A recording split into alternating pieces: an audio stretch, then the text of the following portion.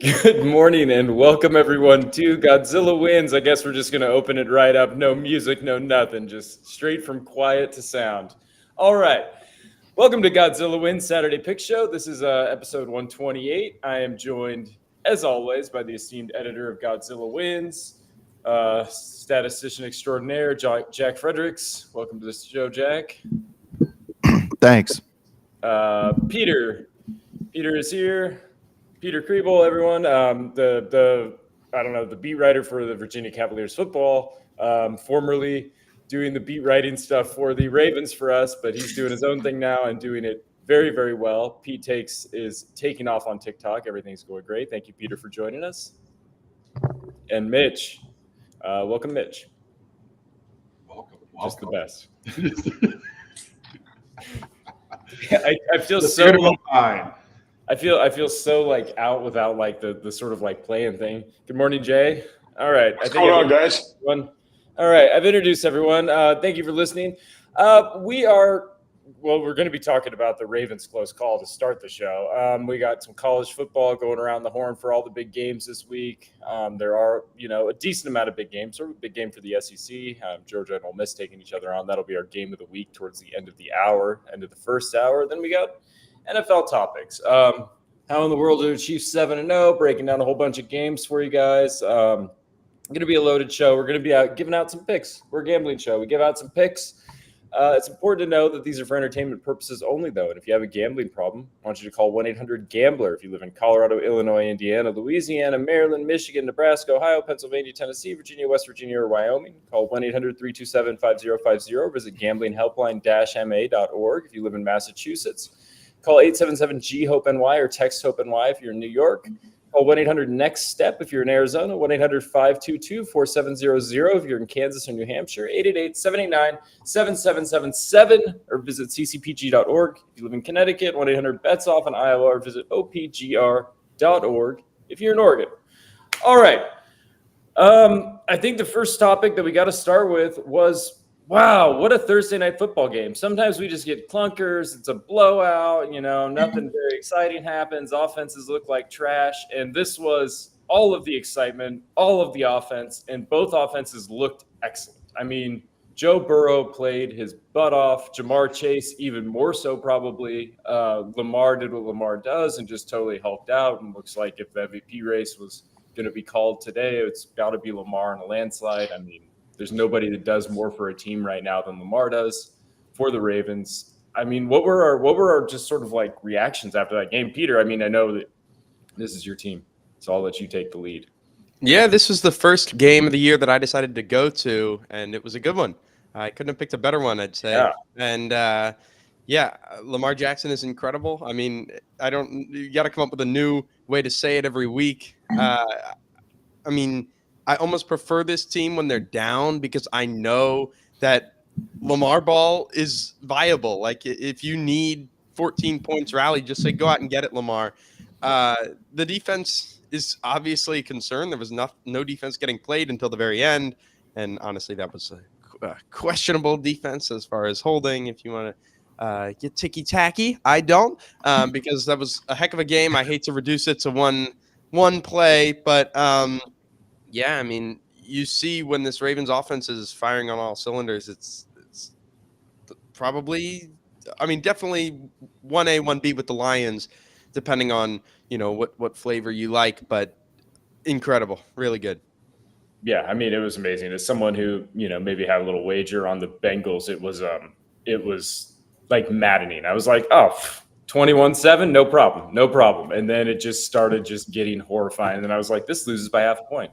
When Baltimore went up by 7 towards the end. So I mean, it was definitely just a wild game towards the end with all the scoring. Did anybody else watch it? Have thoughts?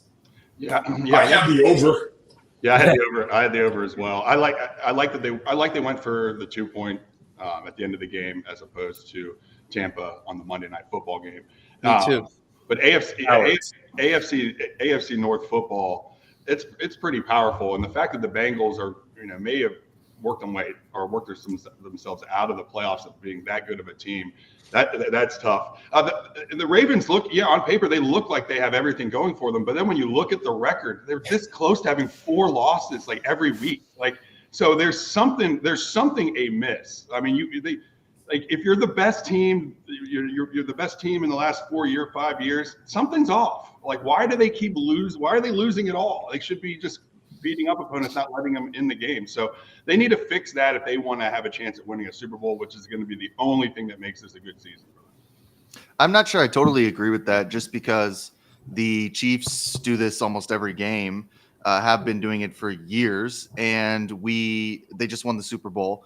I think the Ravens can. I think there's a distinction between, like, for instance, the Chiefs of the last couple years, where it seems like all the time they're winning games at the last second, they're letting teams back in when they shouldn't be, et cetera, and then they go off and rip off like a bunch of wins in the playoffs and win the Super Bowl. And the Vikings from 2 years ago, where they were also winning close games, won and lost every game by 3 points, got to the playoffs and lost immediately because they had just lucked into a bunch of wins. I think the Ravens probably skew a little bit further on the Chiefs sides than the Vikings side. I think the Ravens have pretty much all the tools capable of winning the Super Bowl, but I'm not surprised to hear a Steelers fan be a little skeptical of their record. I mean, the first place Steelers are fine, y'all. The first place Steelers are fine. For now. I mean, I think that it's a reasonable argument. I mean, yeah, you can say like, oh, well, the Chiefs just do it, but like the Chiefs have like a sustained record of like postseason excellence, which like the Ravens, like, sorry, Are the Chiefs giving up 30 a game? Yeah, the Chiefs are not giving up 30 a I will game. say, I think the Chiefs are a good comparison. It's just not this current era, the Chiefs. If you go back to like early Mahomes days when they were letting up 30 a game and just winning shootouts, that's honestly a pretty fair comparison. You have the MVP of football, you have this high-flying offense, and it's just going to be skinnier teeth, like whoever gets the ball last. And it's exciting and it's fun. And but, you're going to need to have a couple of things go your way to make the run in the playoffs. I mean, the comparison that I see is like Lamar Jackson is more like the Chiefs and the Ravens are more like the Chiefs in that like Lamar has to do so much on his own. Like, it's not like the Ravens don't have talent on offense, but it just feels like it takes so much from Lamar for it to happen. Like, nobody's going to do anything on their own without like Lamar Jackson sort of making it happen. In the same way that like you look at Kansas City on the field and it's like without Patrick Mahomes, like this doesn't work. Like, there's just not enough talent here. I don't think the two lines for Baltimore can compare to what they've got going in Kansas City, especially the offensive line. The offensive line in Kansas City is dynamic. I don't see that in Baltimore. They don't run the ball enough for me. I love the game. I love Derrick Henry. I love watching Lamar. But I don't understand why you're not giving the ball to Derrick Henry more and opening up the run for. It's like we got to get down 2 touchdowns and then, okay, Lamar's going to show up. And I don't know how he eludes so many professional tacklers. I have no idea. I don't think the shootout formula is going to win you a Super Bowl. So they're going to have to figure out to control the ball, control the clock a lot more and run down because they're giving up. And keep their defense off the field. 200 yards to Jamar Chase. That's ridiculous. I mean, if you're a Super Bowl team, you can contain a player, and they're struggling. So I think they're great for a second place team in the AFC North. They're pretty good. Look, I'd like Peter to get the last word here because I think we're dogging on his Ravens, who just won a huge game. I will defend them a little bit. Like, they do run the ball. You can't run the ball when you are down, 2-3 touchdowns. You got to start throwing it. But like, they have been running the ball with Derrick Henry. He has been successful this season. He's had a little bit of a resurgence in his career. So I don't think it's totally fair to say that, all they do is throw the ball around. And Jamar Chase is one of those guys that sometimes you can't control. Like, you can't contain Jamar Chase all the time. That's why he's Jamar Chase. That's why the Bengals 3 or 4 years ago ended up in the Super Bowl. So I just think the Ravens are still probably the best team in the AFC North, and will most likely surpass the Steelers. But you never know, Mitch. I mean, you never know. Yeah, I mean, there are only a couple teams that can really do what the Bengals did. You're talking about Joe Burrow playing MVP level football and arguably the most explosive wide receiver in the NFL. Yeah, like the Ravens secondary has not been good. Their coordinator has put them in bad positions pre-snap, and I don't see a team that gives up more free plays wide open over the middle.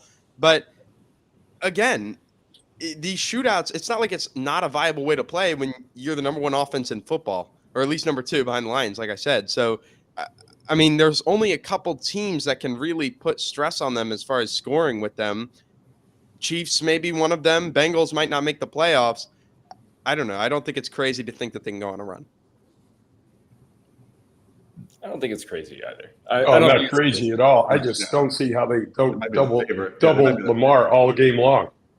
I just don't see that happening in Kansas City with their defensive scheme. But anyway. Yeah, but you don't have to score 40 points in Kansas City. You know what I mean? Like, their offense blows this year. So you can win a game like, 21-18 in Kansas City. You're kind of making several different points for us, though, Jack. You're talking around in a circle. Well, I'm standing on Ravens ground right now. I love it. All right.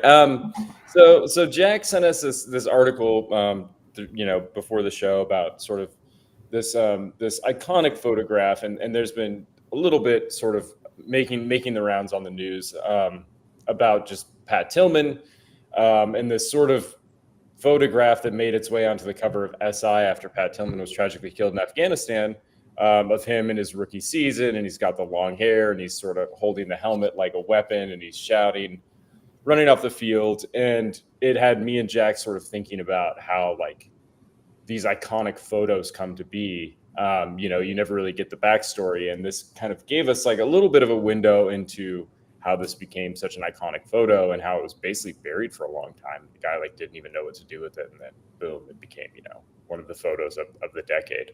Jack, did you want to sort of lead with some thoughts, because I know that you were sort of thinking about how cool it was? Yeah, sure. I mean, I just kind of wanted to send this along as something we don't usually talk about here on the show. Something that's like not necessarily betting analysis, not necessarily, game reaction specific, but just kind of thinking a lot. I've been thinking a lot about photography in general, because I don't have anything else to do.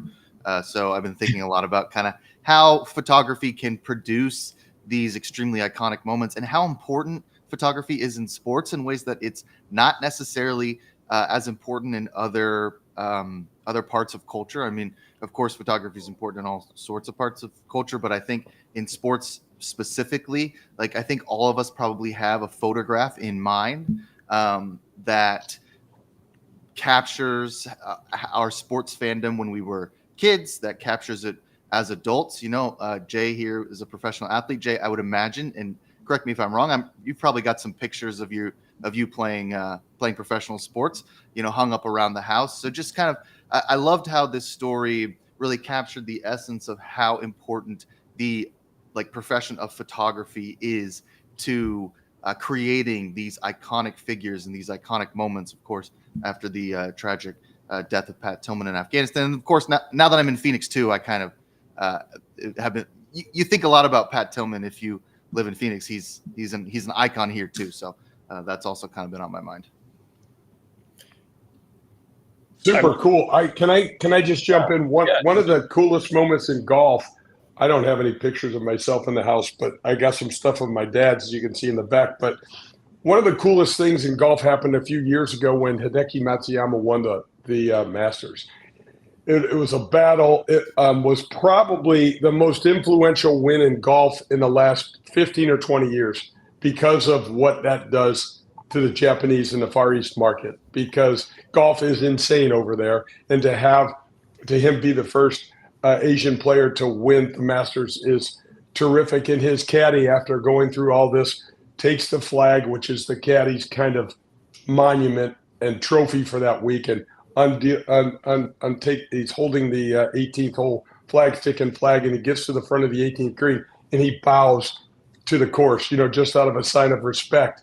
And I had a bunch of people, to your point, Jack, with this Pat Tillman iconic picture, send me this, and they never seen anything like that, because it takes a little bit of the Asian culture and this respect that they all felt, and just kind of at this moment, bows, and people like, what's he doing? And it still rings out pretty cool in our circles. And it's getting sad because some of the photographs now, when they're posted on social media and stuff, don't have the same impact, and that's what kind of stinks about Sports Illustrated and stuff kind of going away, and the print publications going away. Because when I was a kid, those photos, iconic, and they made athletes look superhuman. Like Dwight Clark was only 6 inches out in the air, but he looks like he's flying higher than anyone you've ever seen. Lynn Swan's only barely off the ground in his infamous catch, but it's just the way they kneel down, the angles that they get, the pride they take. Sports photography is one of my favorite things growing up, and it's still around, but you just got to go to Instagram and look at it there. So I would like to see a resurgence of at least some commemorative Sports Illustrated. I like to get the Super Bowl issues and so forth. But that article is amazing, especially living through that, the emotion of when he actually went and enlisted, and then when he died in combat. I mean, it was an emotional roller coaster, symbolic of the times, and that story just it was a tearjerker. Yeah, I mean, and the picture thing, I mean, to sort of like when Jack was just like, we all have pictures in mind, like, and Jay sort of nailed it. Like the Masters itself, like, is sort of like the most photogenic like location, because everything's sort of uniformly green around it. I mean, I can think of like 5 iconic sort of like Tiger photos, after he chips in on 16 in 2005, and like the fist pump, like you can see like all of these moments, and it's like part of, I think, like Augusta National and the Masters is great and iconic for like a lot of reasons, but I think that one of the reasons that like people maybe like sleep on a little bit is that it's just so pretty to photograph, and it just makes such a good backdrop to photograph, and it's like, and it's consistent, it's always there, as opposed to other courses where there's maybe not as much uniform green, or you're trying to figure out where they are. Like, where everyone is at Augusta National, and like that's why it sort of like pops off the page when you get like these like really iconic photos. Like you see very few iconic photos from like, Torrey Pines is a great course, and like, Pinehurst #2 is a great course, but you don't get like that level of like intensity in the photographs sometimes. Yeah. And going back to the article, I love that his intensity for a rookie, he just saw that he had this passion, and he just got obsessed for a little while and just wanted to get the perfect photograph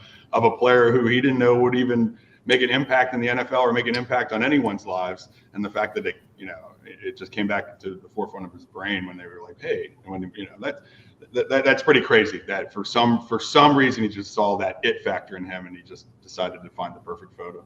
Yeah, and like wild to just submit it to Sports Illustrated, and they just get right back to you, and they're just like, don't do anything with this photo and don't tell anyone you have it. Like, we're going to take care of it or whatever. Like, we're going to figure out what to do with it, and then they end up putting it on the cover. Like, that's a pretty surreal experience after sitting on the negative for like 3 years and like not knowing what to do with it. Is it the statue too? Is the statue his picture? Okay, cool. Yeah, it's based on that picture. So awesome. Yeah, so I mean, that just speaks to how iconic a photo can be, that you take that photo and then you develop a statue. I wish the Miami Heat had taken a photograph in order to develop the statue of Dwayne Wade. I don't know why they decided to do that from memory. I mean, there's plenty of pictures of Dwayne Wade. We didn't have to be like, I think this is what he looks like.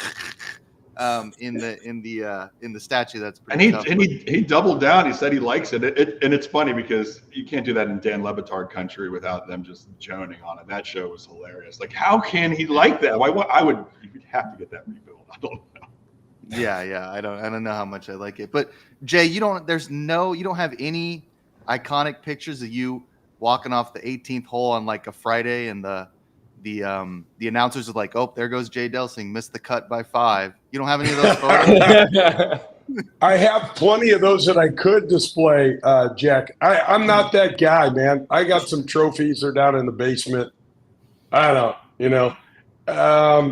I do have a couple of medals that I got from some USGA things from the British Open, but they're in a box.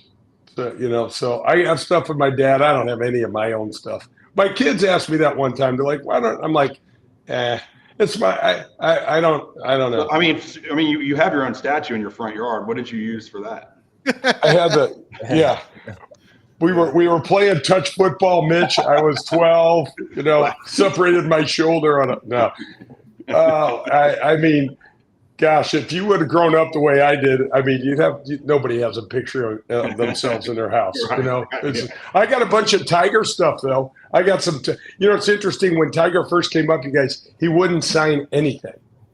He was kind of going to Bill Russell. He was trying to go the Bill Russell run, and I can remember we're playing at the International, and a guy comes. I forget which player, but he comes up and says, "Hey, Tiger, I need you to sign this for my son."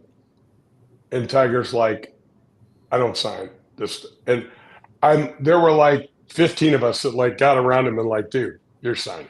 Yeah. I mean, this is a fraternity around here. And he's like, "Oh, okay." But he was, I don't know what he was trying to do, but like, "Dude, you are signing.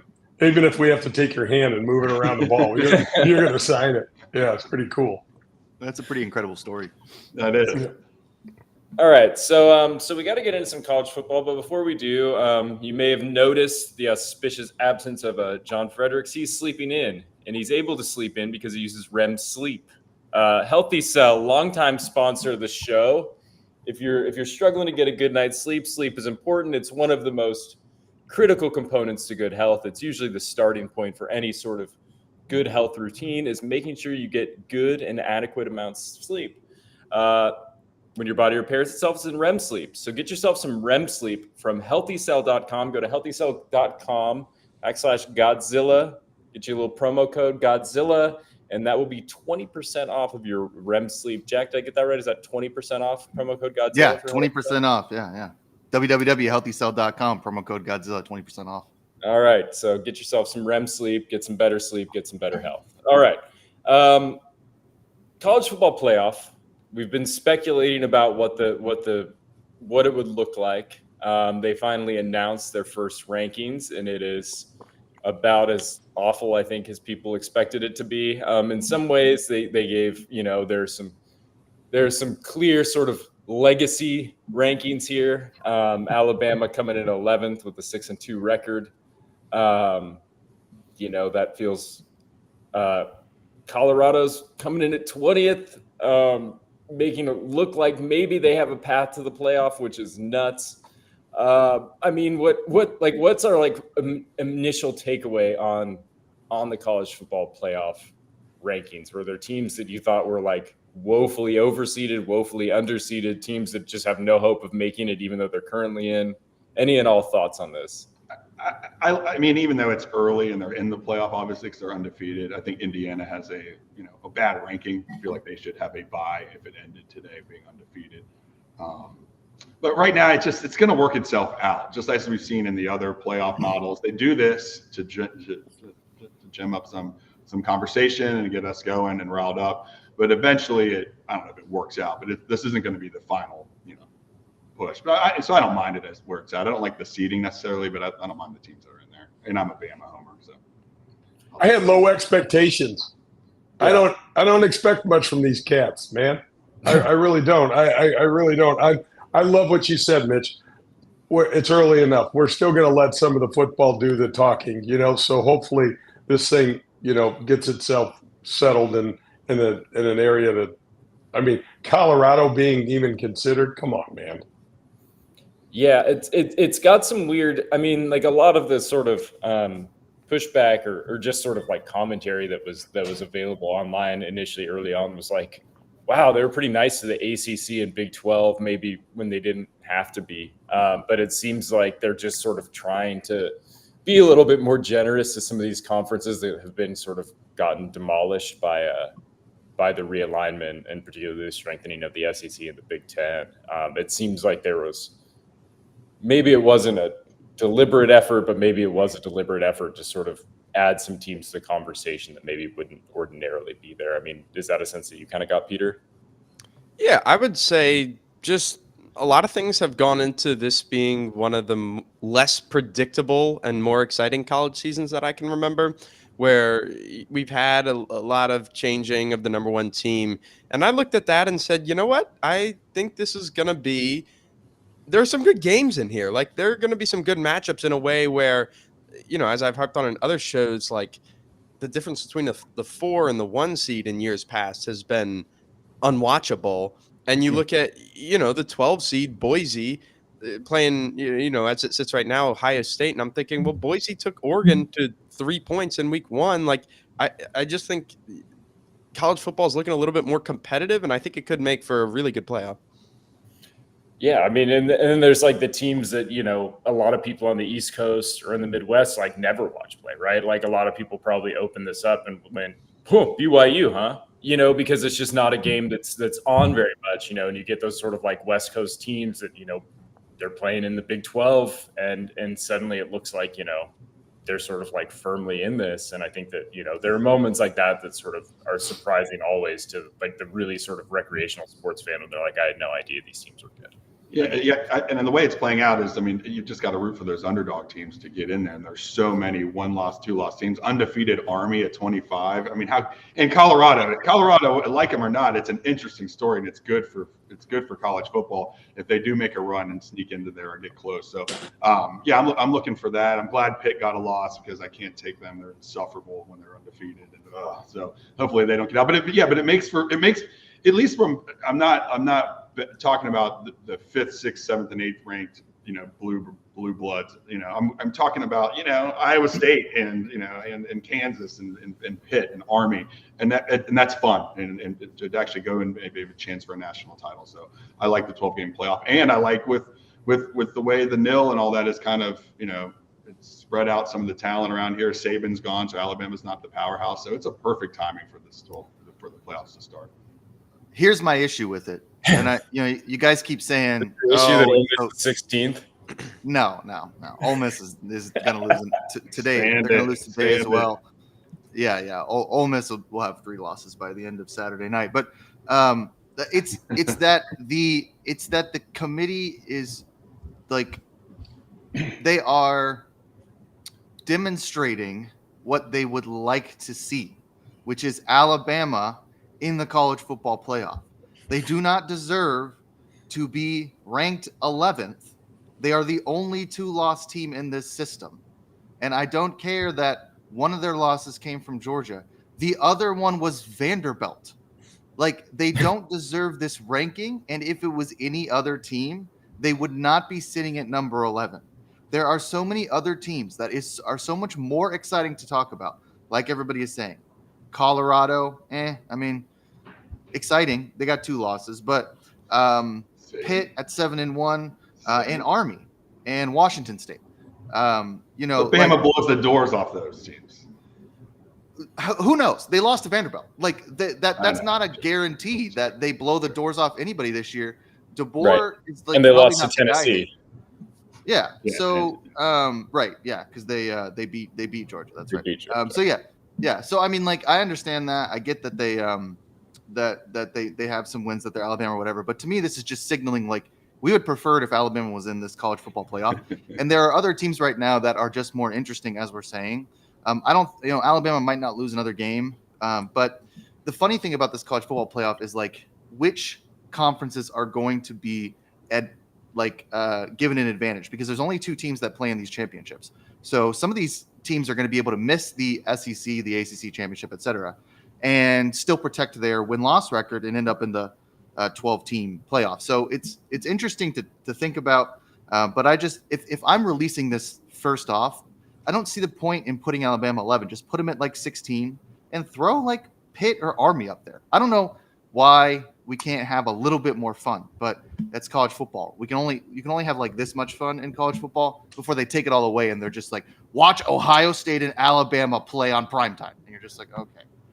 Right. You get like a little bit of fun, and then they're like, "This isn't free. We got to keep the lights on." So get Alabama. Yeah, guys, what do you think about the crazy matchups? With all of the conferences just blown up. Where you see UCLA playing Iowa, you see Penn State, USC. there's so many bigger name schools that unfortunately the football has not necessarily been great. But for an old guy like me, it's kind of almost like headline grabbing. Peter, I'm sorry you got to suffer through this because you're like, what's this dude talking about? But those teams never played one another, unless it was in the Rose Bowl or unless it was in the Sugar Bowl or something like that back in the day. It's still kind of odd, to see some of these schools playing one another, and they start, extrapolating it out of football and go to some basketball and stuff. There's going to be there could be some pretty fun stuff. Yeah, the Big 12 SEC mix with Texas and Oklahoma, I hate it. I know. It doesn't seem right. It's just not natural. And it's funny, everyone just moves on like it's just, ho-hum, let's go. Let's move forward. Texas is just in the SEC now. But, I'm a traditionalist, but my Big East football has been long gone. So, West Virginia goes and plays Iowa State for their rivalry game. So it's all. Yeah. Rest in peace, the Big East Thursday night football back in 2004. Nothing more electric than Pitt, Syracuse, Thursday at 8. Or Friday, South Dome in Syracuse, South Florida, Rutgers, 9:00 Friday night. Yeah, that was always awesome. But I don't mind the SEC Big 12 stuff, because I feel like I can handicap those games. I don't know how to handicap Big 10, Pac-12 games.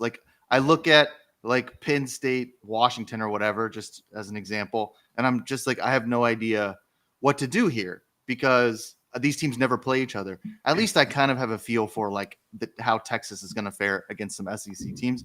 So it is a little disorienting sometimes to look at some of these games with this massive conference realignment. All right, we're going to get to some games. This is not going to be a disorienting game for college football sports fans. Number 11th ranked Alabama is headed to Baton Rouge to take on the number 15th ranked LSU Tigers. This is always a good game, always a big game, almost always sort of meaningful for both teams. And Alabama's a little tiny favorite, 2.5-point favorite, still under a field goal. This is basically two teams that have to keep winning. Otherwise, their shot at the playoff is effectively over. I think that's probably not an overstatement.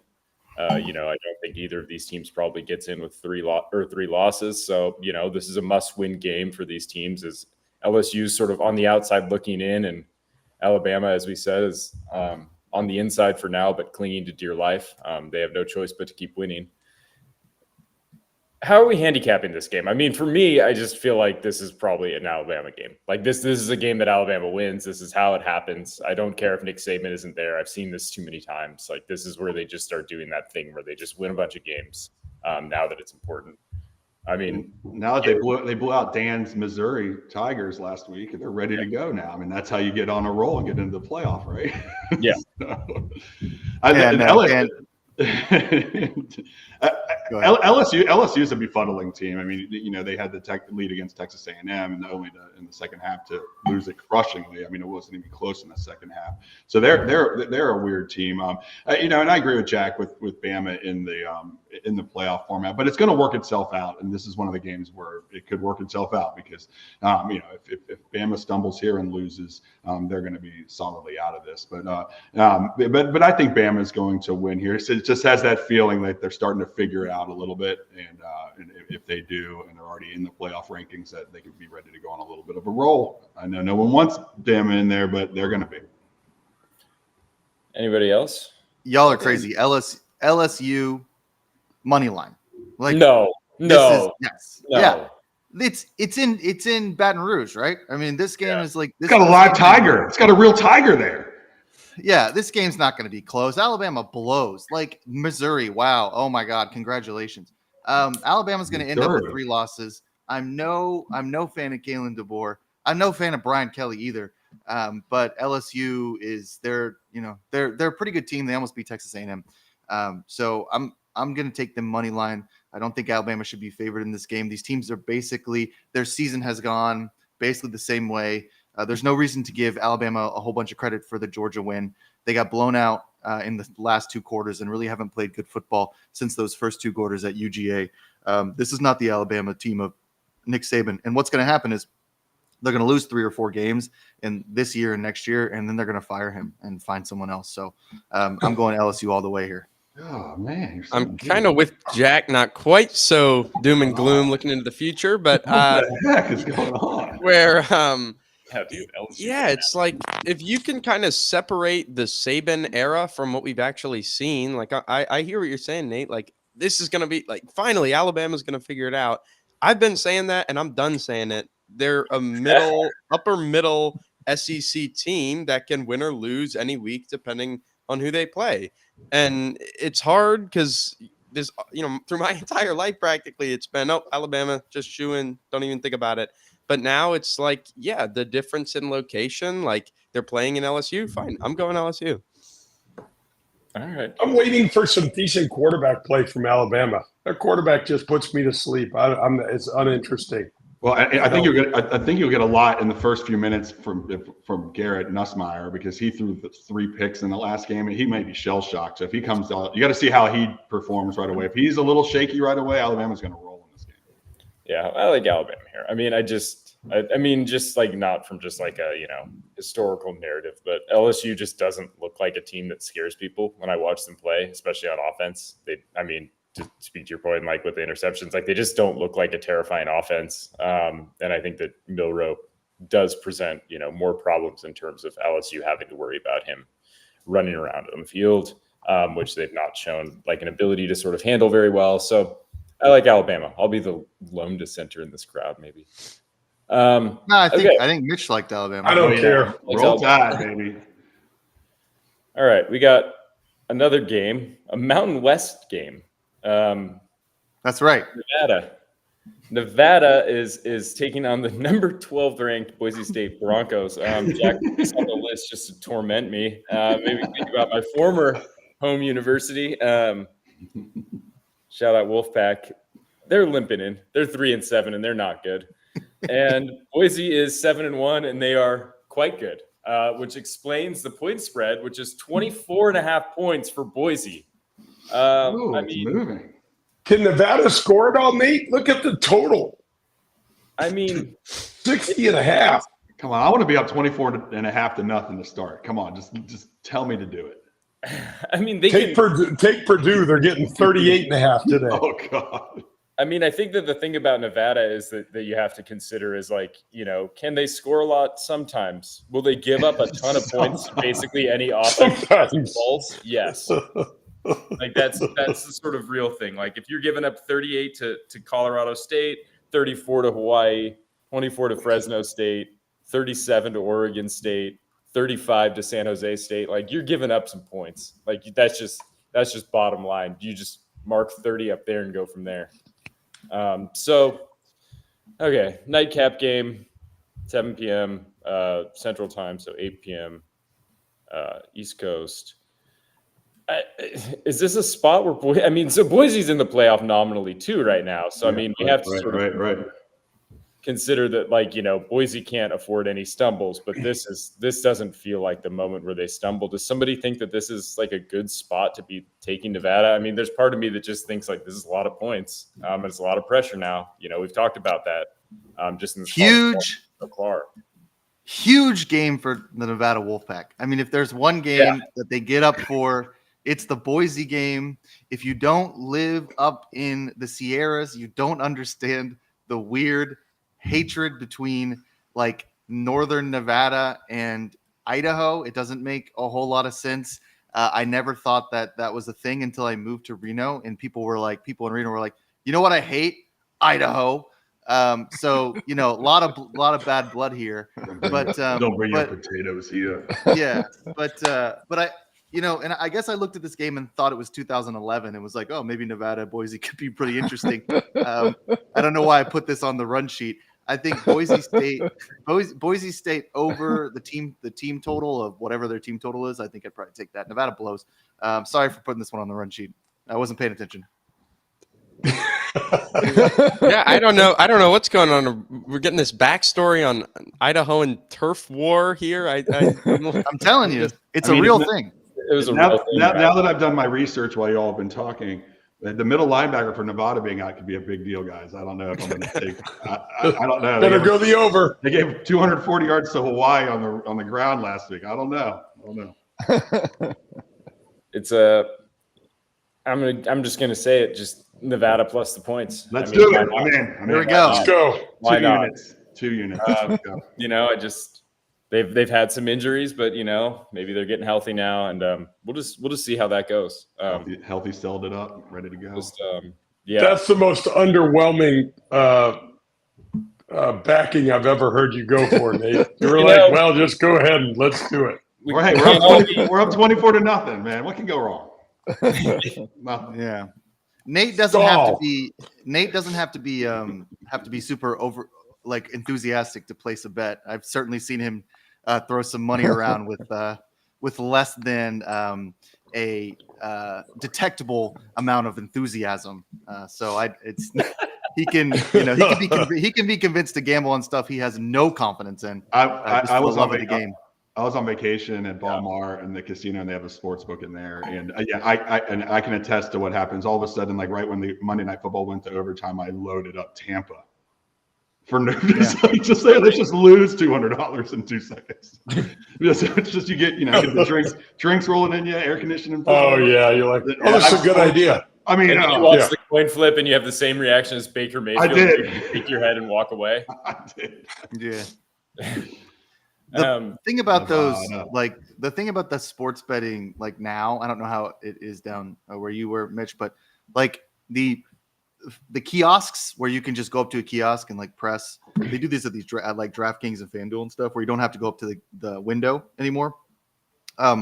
Things have gotten incredibly out of hand for me when there's 400 basketball games on, and I'm just every 2 minutes I'm back at the kiosk being I feel like Iowa State's defense is pretty good under, so I try to stay away from the kiosks now. Yeah, we don't have them in Virginia. Thank God. All right. If you guys thought that the last one was a banger, boy, do I got news for you. Purdue, Ohio State.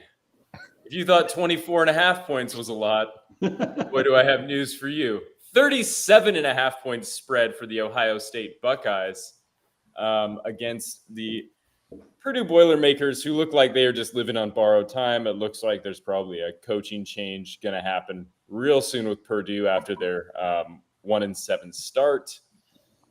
Ohio State is annoyingly inconsistent looking at times, just because I don't think Ryan Day is that great of a coach a lot of times. But they're not so annoyingly inconsistent that I think that there's a realistic world where Purdue just comes out and shocks everyone here. This feels like a pretty known commodity at this point. Purdue is not good. Ohio State is good. Is a lot better. Maybe not like an elite echelon team, but certainly in the conversation. Does anybody want to handicap a 38-point spread? I'm going with there's no money line. Yeah, that's all I'm going to say. No money line. The last time I saw Purdue play, by the way, guys, just as an aside, I don't know why I come on the show, because listening to you guys don't either. I've had more fun. Yeah. I mean, I think this you guys are doing. This is the best show ever, and I'm not on it. So I'm thinking, why am I getting up? I like it better when I'm just watching it, and I have no role. If you guys are doing it, this is the best show ever because I'm not. You guys are fantastic. So I guess I'll jump in because I'm here. I got my Astro hat on, but thanks for letting me sleep in. I watched Purdue get beat 72-0 by Oregon or something, 72-3. I mean, this thing is going to be at 37 points. What's that? 5 touchdowns, 6 touchdowns. I mean, this thing is going to be a blowout, and Ohio State's got to run the score up. So I just lay it. I mean, I kind of think the same. I mean, how do you bet on Purdue? I mean, just I don't know. I mean, I guess 38.5 is a lot, but I mean, I feel like I would just take Ohio State, and I feel like most of the rest of the betting public probably would too. Is this a noon game? I start off down 38 points for my day. I love it. But with the playoffs in there, John brings up a good point. They got to run. These teams are going to run up scores now. So you're seeing these spreads come out. It seems like they're a little bit higher than normal because now it's going to be how good they look. And that's some classic football for you. That reminds me of 70s and 80s football where exactly. you had to run the score up just to, because there's only 2 people that are going to be voted in. All right. And now, look, yeah. Jack, There's not a lot of good games this week, so you guys write the run sheet. You don't like it, do it yourself. All right.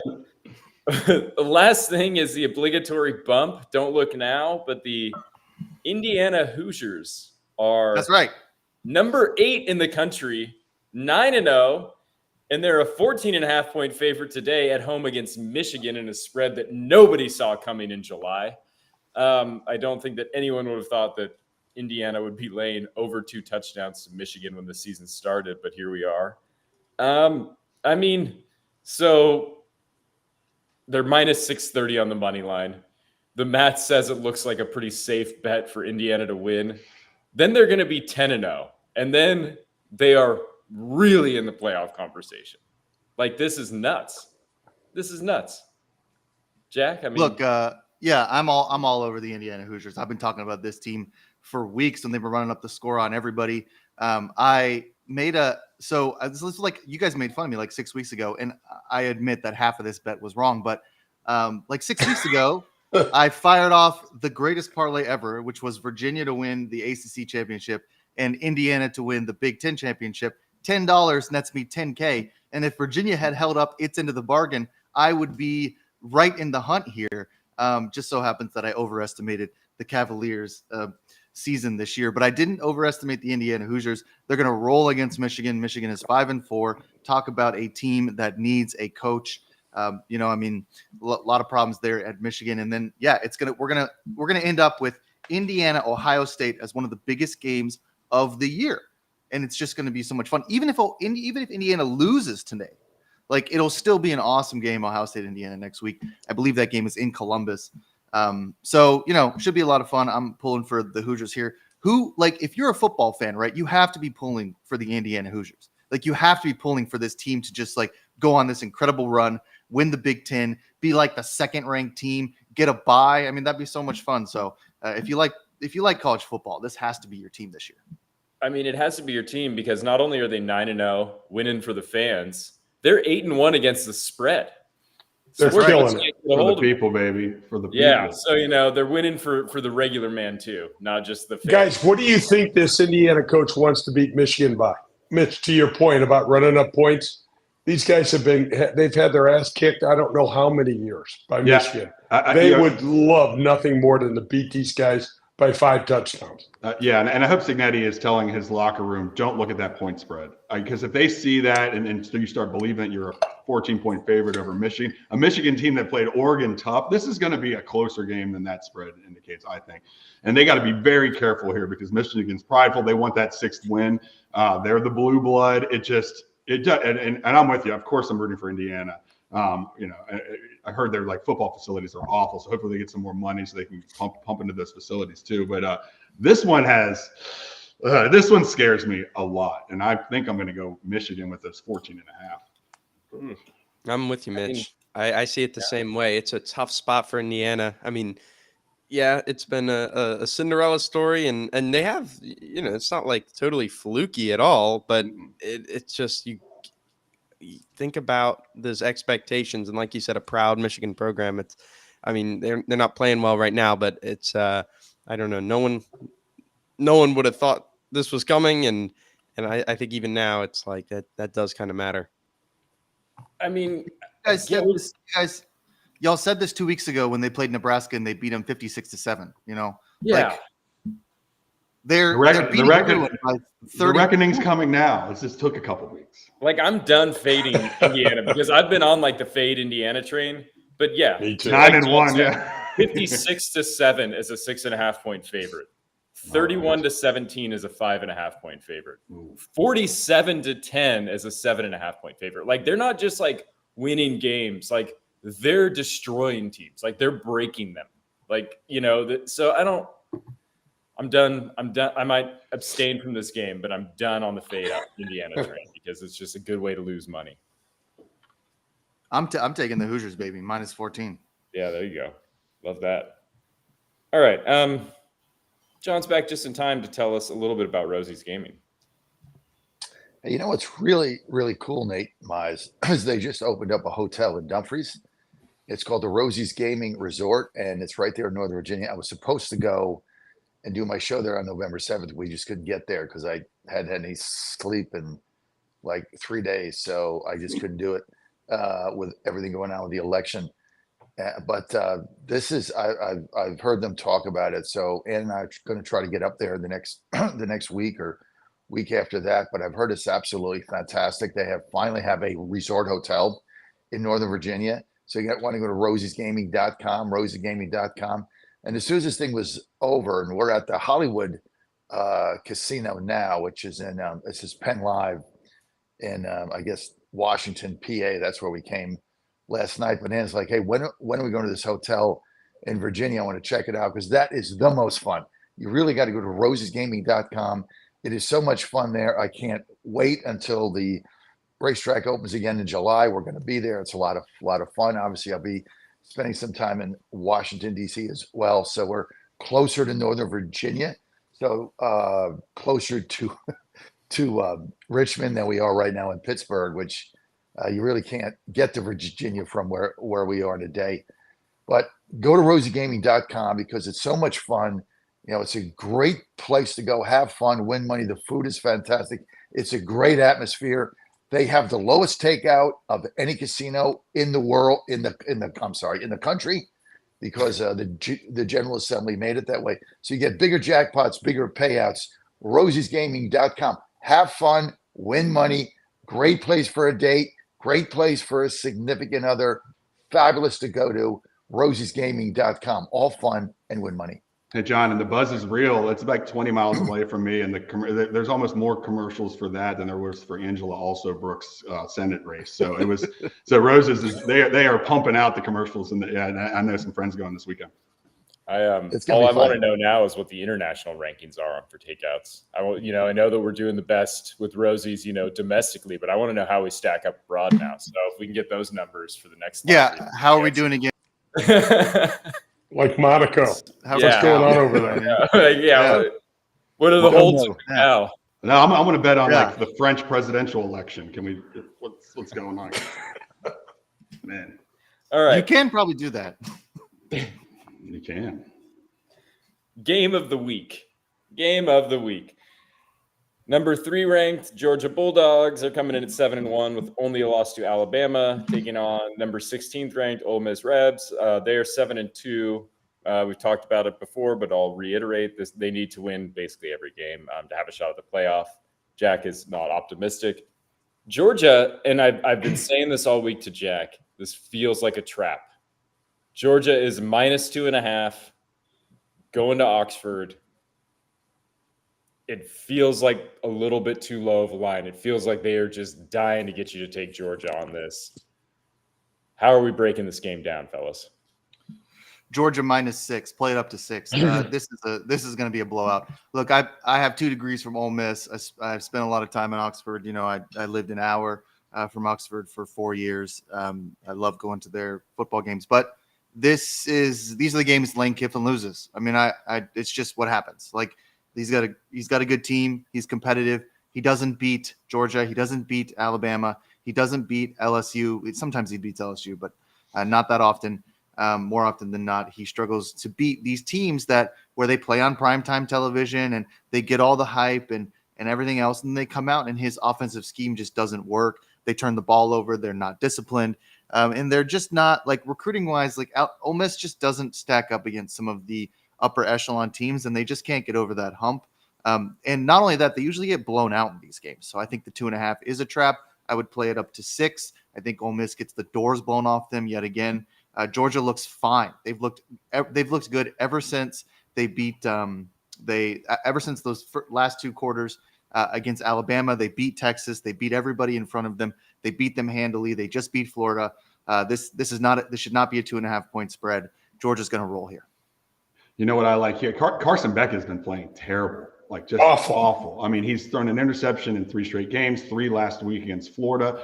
For Ole Miss to win this game, they got to muddle it up and make them play their game. Georgia wants them to go into a shootout. They're not. I'm taking the under on this one, and I hate that. I hate the game of the week. I'm looking forward to it. I'm going to bet on people not scoring, but I think that's the play in this game because that's the only real way for Ole Miss to win it. And and like I said, Beck is not playing well, and if he throws a couple picks, it could be a close, low-scoring game. Peter? Yeah, Georgia's one of the few teams I feel like I can trust. They slipped up against Alabama and have just rolled every SEC team in front of them since then. And yeah, I just don't overthink it. I think that spread is disrespectful. Wow, disrespect. I love it. It's true, One of the it things about George, it's impressive. The schedule that some of these teams are playing, guys, pretty impressive. And Georgia's one of them. And I think they're. I like the program. I think they're as solid as Oregon right now. They're my two favorite teams, Oregon and Georgia. But to Mitch's point, man, Carson Beck makes me nervous. He goes back. I'm like, dude, which side you got to throw to? I know. Yeah, I mean, and the Carson Beck thing is real, and he's not played great when he's had a lot of pressure. Ole Miss has pretty good defensive numbers, and the numbers sort of suggest that their defense sort of relies pretty heavily on defensive line play, which indicates that they'll probably be after Carson Beck. Like, the soft spot for Ole Miss, the part they're not very good at is coverage, but that hasn't really hurt them as much as maybe it should, just because they've been able to get so much pressure on the quarterbacks that, they don't get exposed that often in coverage. But that's sort of like my initial thing, just like on like a handicapping level, like, okay, well, if Ole Miss can get to Carson Beck, that's going to make his life hard. This sort of skews maybe more towards Ole Miss, being able to disrupt some things that Georgia wants to do. But ultimately, this game just comes down for me that it looks just so trappy. Like, I mean, like to Peter's point, like this looks disrespectful to Georgia. And I just don't feel like sports books set lines like that look so disrespectful unless they're just like trying to bait you into it. Like, I feel like everyone that is just sort of like watching college football is like, what the hell? Like that's crazy. Of course, like that's just free money taking Georgia here. Because they have the scar tissue, like Jack has seen Ole Miss lose these games. They've watched so much football. They know how good Georgia is. That something just feels like so fishy about this. Like I just can't shake it. Like, and it just makes me want to take Ole Miss. Yeah, let's do it. Let's go. Plus, Nate, there's always a line like that where you're like, wait a minute. And if you're a wrestling fan, you got to love like Lane Kiffin from heel to hero to heel. I just love Lane Kiffin. He's good for college football. I keep him in. I want him to win so he gets in that playoff. Keep rolling. Yeah, I mean, I think there's a betting argument that says take Ole Miss. That like there's just a lot of value in the plus 2.5 points Oxford. But from a trend standpoint, like if you watch Ole Miss play, these are games that they get blown out. And I just can't see how all of a sudden they just turn it around after having lost to Kentucky and LSU. I mean, I just don't see how this team all of a sudden just turns it around and either loses the game in a close way or wins outright. So, I mean, I'm just don't question UGA. Like this is one of the teams. Like there's only one or two teams in the country that every year you can bet on constantly to be good and to show up in every single game. In Georgia right now is that team. Just find a different team to bet against, I think is kind of my. I've seen John just nodding his head furiously like he wants to say something, and I know what it's going to be. John, tell us why you would lay 3 points with Ole Miss and 2.5 is a gift. I love Jack's analysis, and Georgia all season had a bad half. I bet him in that game over Alabama. They came back, and had it not been for a guy missing a coverage scheme, Georgia comes back and wins that game and covers. The blowout of Texas is the one thing in college football this season that shocked me. I bet Texas. I put a hefty bet on them. I thought they had the swagger. I thought that this is going to be the Texas team of all time. They were unstoppable, and they were never in the game, never in it. So if you look at this Bulldog team, they had one bad half the whole season, and that's it. And they dismantled Texas. Look, I love Ole Miss. I love their coach. I love Oxford. I love everything about it. As you know, Jack went there, been to the Grove. It's so much fun. I love betting on them. But I think they're going to get blown out. I don't even think I can't believe it's 3. I get the 2.5 thing, I can't believe it's 3. This thing should be 7.5. I love the dogs here. Lay the 3. Wow. Mitch, it's just you and me on this island, buddy. Yeah. I'm going to go with the under. I'm going with the boring under, though. I think that's where we're Boring under. That's the final play. Yeah. I like Ole Miss here. I just can't see it. We're going to do a little reset here at the top of the hour. We're going to be back with some NFL coverage in just a few seconds here. Thank you for listening to the first hour of the Godzilla Wins podcast. Stick around for more from me, Mitch, Jay, Peter, John, and Jack. We'll talk to you guys about some NFL, break down a whole bunch of games here in just a second. Don't change the dial. We'll be back then.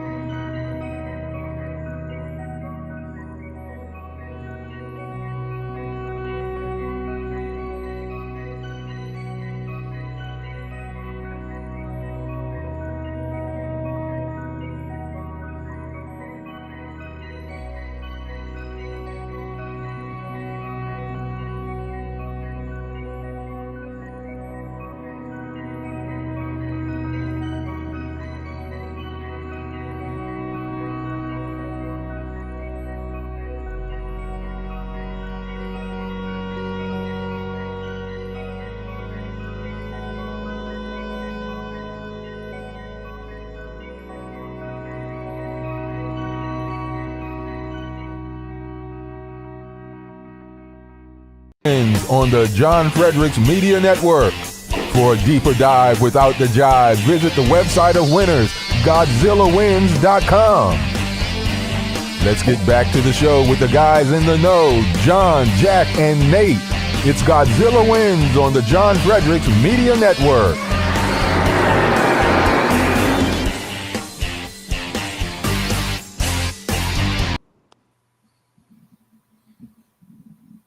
All right, welcome back to hour 2 of the Godzilla Wins Saturday Pick Show. We are doing NFL. We've moved on from college. We are NFL only now for the rest of the show. We're going to be breaking down. We're going to talk a little bit about the Chiefs being 7-0 and how nuts that is. Last undefeated team. Pete's going to be taking us through some film. We got a whole pile of games. Basically, last 40 minutes of the show is just going to be picks on games. We're ready to go. We're fired up. We're going to be giving out a lot of picks. But these are for entertainment purposes only. And if you have a gambling problem, I would urge you to call 1-800-GAMBLER. If you live in Colorado, Illinois, Indiana, Louisiana, Maryland, Michigan, Nebraska, Ohio, Pennsylvania, Tennessee, Virginia, West Virginia, or Wyoming, call 1-800-327-5050. Visit gamblinghelpline-ma.org. If you're in Massachusetts, call 877-GHOPE-NY or just text HOPE-NY. If you're in New York, call 1-800-NEXT-STEP in Arizona, 1-800-522-4700. If you're in Kansas or New Hampshire, 888-789-7777 or visit ccpg.org in Connecticut, 1-800-BETS-OFF in Iowa, or visit opgr.org if you're in Oregon. All right. Welcome back, everyone. We have a whole bunch of games to get through. We've already sort of done the post-mortem on Thursday Night Football. But I guess, the big storyline, we kind of touched on it in the first hour, but, this is kind of a standalone thing, so I think we should touch on it again. It's just like how shocking it is that the Chiefs, despite being like not that special looking of a team, I think that the defense is excellent. I look at the offense and I think that Patrick Mahomes is excellent, but there's a lot of flaws with this team. And they just keep winning. All they do is win. Some of it's been questionable calls at the end of games. Some of it's been Andy Reid's excellent coaching in end of game decisions that I think puts them in that position to sort of be successful a lot more than a lot of other teams. What have your guys' big takeaways been from sort of like how KC is still undefeated and looking like a lock for playoff success? They just win games. I mean, it's simple. They just win games. I don't know how they win games. I mean, they've got. You guys touched on it earlier when I was listening to the opening.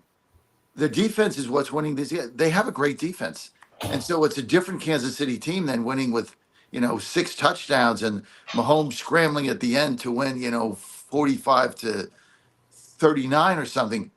Those days are over. This team plays solid defensive football, and Mahomes is always going to do enough. They keep the team in the games. The defense does, and then Mahomes is always going to do enough at the end to win. And they're very well balanced. I mean, they don't have the flash they had. They don't have the speed they have, but they got probably one of the greatest generational quarterbacks in the history of football. The guy you give this guy the ball with the game on the line, he's going to win a game. I mean, he's done it over and over and over and over. They're a tough out. They're a tough team to bet against. Yeah, they don't have the flash they had, but good luck betting against Kansas City. They just find ways to win. Yeah. No, go ahead, Mitch. Go ahead.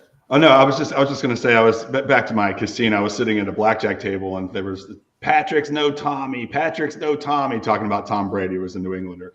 And I said, I don't know, with the way these teams adjust now, this just feels like old school Patriots football. If they have the talent around them, they'll have an explosive offense, break every record, go 16-0.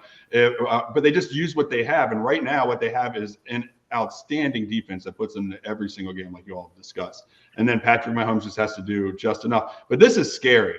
I mean, when the team's undefeated and people are kind of still disrespecting them. I remember when the Steelers went 11-0, they were a fake undefeated team. This one is scary because Mahomes with DeAndre Hopkins, you just got a little preview of what that's going to be. They're going to get better. And I think that they are going to solidify themselves as the number one seed in the AFC because, I mean, playing bad football and being undefeated, you can't ask for anything more than that. And they're going to get it going right at the right time and get hot. And that's scary. Yeah, it goes without saying that every team wants to win. Their goal is to win. But when it's not always easy to say that, and the Chiefs do have like in a Patriots type way, kind of a unique team-wide focus on winning, where a lot of teams, that don't have this proven track record. You have a coordinator who's trying to get promoted, all these players who, have self-interest at some level. And when a team is so good and so proven and so relaxed that they can just focus on winning, you see this. Like, when was the last time a Chiefs receiver made a big deal about not getting the football, right? Or Spagnuolo is just comfortable in his role as defensive coordinator. He's not even looking for a head coaching position. It's like you think of a relaxed team. Oh, they're going to just, take the top off and go crazy. And it's not what they do. It's not like they're this super explosive team that's just playing like in that sense relaxed. It's just that they'll do whatever they have to do to win. It can be a Kelsey game, it can be a Pacheco game, it can be a we're going to play man coverage and shut you down on the outside type game. Like, they just have so many ways to get the job done, and they don't care if it's ugly because they're not trying to prove anything. All they care about is getting that third straight Super Bowl. I mean, from my perspective, I've thought about it a lot because it seems like Kansas City gets and this has been all over the internet. I mean, the narrative is always that if there's going to be a call that breaks your way, it's going to be Kansas City. Like, if you're playing Kansas City, they're going to get a call at the end of the game, or just something weird will happen. And I think that too many people online sort of take this sort of first level analysis, which is like, oh, the refs are just throwing it for KC because of their sort of cachet as this ultra successful franchise now. And I'm not sure that it gives enough credit to Andy Reid routinely stacks up as one of the best in-game managers in terms of being able to manage timeouts, understanding challenge stuff, things that just sort of go into, making sure he goes for fourth down when he's supposed to. He's the best at some of those aspects of it. And I think that he routinely has them in a situation just because of his game management stuff that puts them in sort of the driver's seat for success more so than other coaches, because that he's not going to make the wrong decision that just screws the team. And I think that's part of it. And the other part of it is credit to Mahomes for having the awareness, because I think that a lot of it is him sort of knowing that he's not going to get hit on the sideline, and being able to squeeze out a few extra plays. That's not the referees calling, anything nuts. That's not the referees giving it to him. It's Mahomes knowing how to work it, and he's gifted enough as a quarterback that if somebody's not open, he can throw it to them and get a pass interference call at the very least a lot of times, which, that's a real skill. To be able, he's oh, I'm not going to complete it, but I can get it close enough that this guy's probably going to have to interfere, and I think that there's aspects of that are hard to sort of quantify, but those are the end of game scenarios that I watch sometimes. I'm this team is just good at winning. And it's not a stats thing. It's just they sort of know how to manipulate it at the end. There are some real analogs between the Patriots and the Chiefs, just kind of in their longevity. I mean, what the Patriots were good at outside of having Tom Brady was adapting based on their personnel. They adapted their scheme all the time. They changed their identity. If they had a good defense, they would rely on that. If they didn't have a good defense, they would make sure they had a good offense. They would change their identity constantly in order to keep winning, which is in football one of the most important things. It's not like in baseball where it doesn't really matter what your identity is. You just have to have like really good pitching and hitting, and then you can win baseball games. But in football, you have to change your identity all the time in order to stay fluid. And that's what the Chiefs have been really good at, is they can take an honest look at their personnel and say, this is how we win football games in 2024. And that's going to be different from how we won in 2023, which was different from how we won in 2022. And they're constantly changing. And that's what people used to always say about the Patriots, is that you couldn't ever beat them because they were always adapting. They were adapting season to season. They were adapting in the middle of the season. They would change their approach sometimes in December. I mean, they remain adaptable. The Chiefs do, as did the Patriots. And so, to me, the Chiefs are basically the Spurs from the Tim Duncan years, where you just bet on them to win the championship until they start proving you wrong.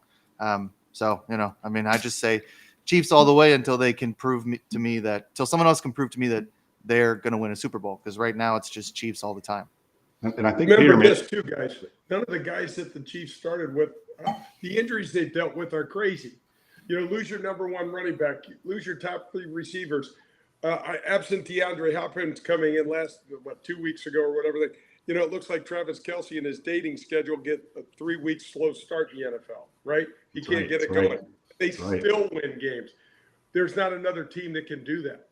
Tom Brady never lost 3 receivers in a year and still went undefeated. They did adapt, but they were adapting in camp, is what I think. All these injuries have been unbelievable. I don't know how they're doing it other than I agree. Peter brought up a good point about the all-in philosophy that they have as a team. You don't see any of the receivers arguing on the sideline because of the proven track record. I mean, case in point, then the Eagles, right when they started to get that internal stuff going on, boom, just gone. They're not going to sniff a Super Bowl again. You can't have that crap in your organization. That's why the good ones wean it out, because they know that's the first step into actually building a championship team. You can't have, it's just like what they did in Buffalo to get a receiver out of there. I can't blank on his name, but the same thing. You can't have that, and you can't have that culture. And Kansas City has a great culture. I mean, Andy Reid is a brilliant coach, and one of the first things he did this season, when he knew it was going to be a little bit different, is he picked up the phone and he called Mike Lindell on my pillow, and he's like, "Look, Mike, I think these guys we don't have the speed we had. We got to win games. Look, I need a bunch of pillows. I need the comforters. We need to take them on the plane. They sleep in those hotel pillows. They don't get a good night's sleep when we're on the road. We really need this." So Lindell was like, "Hey, dude, I got your back." So they shipped him all these My Pillows. They shipped them at one of the best deals ever. And so that's the thing. I mean, they got the My Pillows, they got the comforters, they got they sleep like babies, and that's how they keep winning these games. And you can do the same thing for you and your family. And right now, Mike Lindell and My Pillows get the best pillow sale, the mother of all pillow sales, $14.98. Get like 85% off. They kicked them out of another big box store. I mean, it's just ridiculous. But look, the savings get passed to us. All you have to do is go to mypillow.com/Godzilla, promo code Godzilla, MyPillow $14.98. That's for a regular pillow. You want a king size or queen size, you add $2, you're good to go. Now, here's the other thing he's done. He's got a full money back guarantee through March 31st. So anything you buy on it for Christmas, you got Christmas coming up, right? They got so many cool things, the slippers, which I have on right now, my hotel. I love my MyPillow slippers.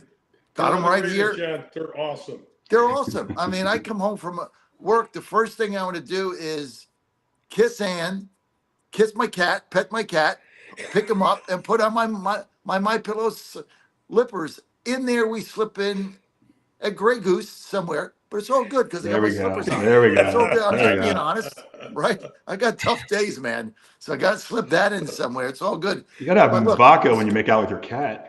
I love my cat, and my cat, me and my cat Sammy are tight. We're like two peas in a pod.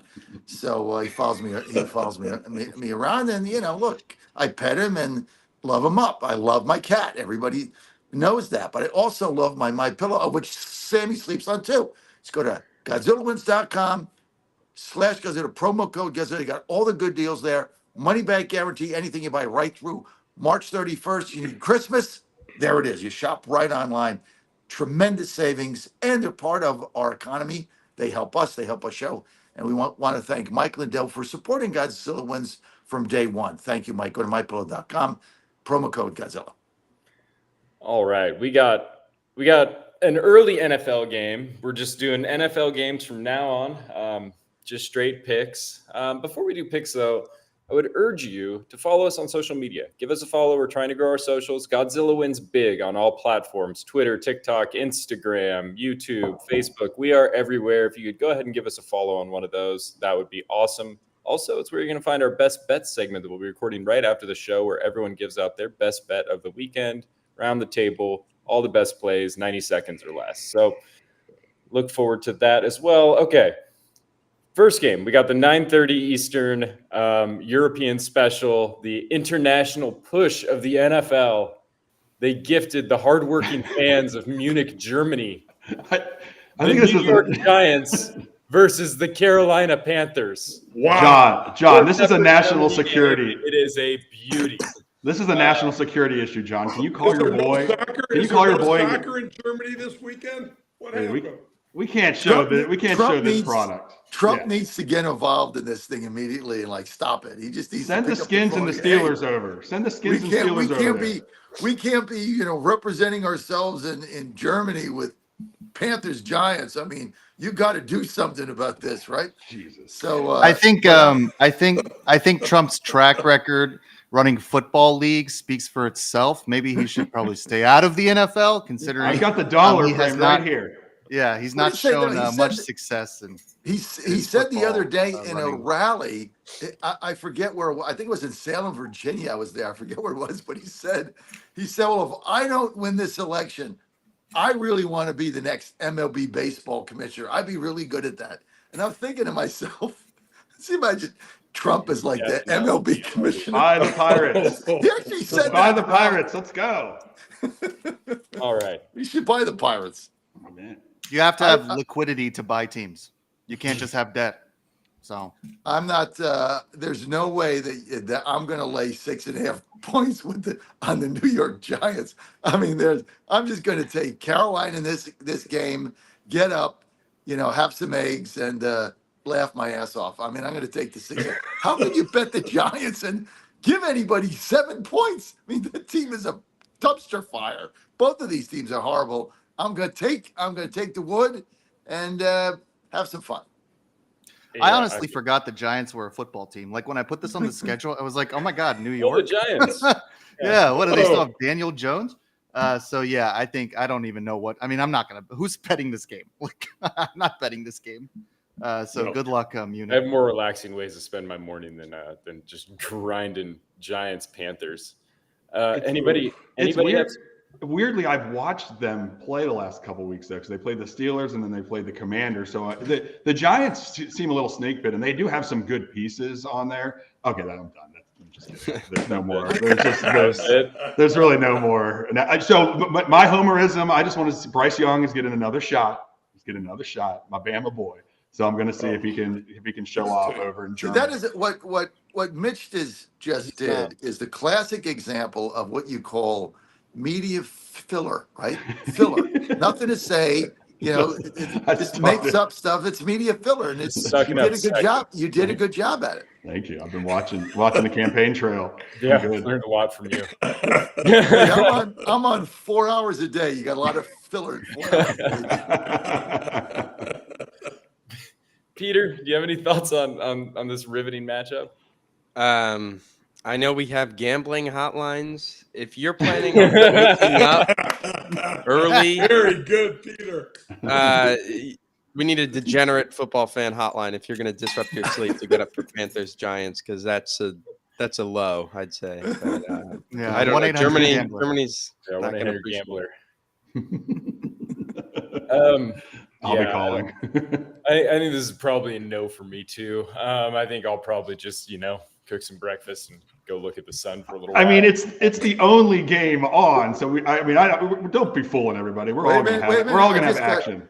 I just got a text here from the Trump campaign. Texted me now. Somebody's watching it. Honestly, I can't tell you who. Just texted me and said, "This is Trump's punishment for Germany making that pipeline between Russia and Germany that he didn't want. So this is the payback. They have to watch this game because they built the pipeline." Somebody actually just texted me that. All right, tell RFK I gave him a thumbs up on this text to you. Right? Tell Rogan I said hi. Yeah, no, it's not anyone important. It's like someone who who has it's Rice Priebus. Was that his name? Yeah, right. Yeah, trust me. It's not anyone important. Mail out of the mailbox. Right. All right. So, a better game.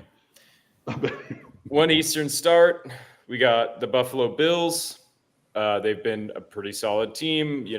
People are sleeping on them a little bit, but they are, 7-0 or 7-2. Sorry, and they're playing the Colts, who have been dealing with some quarterback issues. It looks like I think Joe Flacco is still going to be the guy for right now. After Anthony Richardson has hit the bench.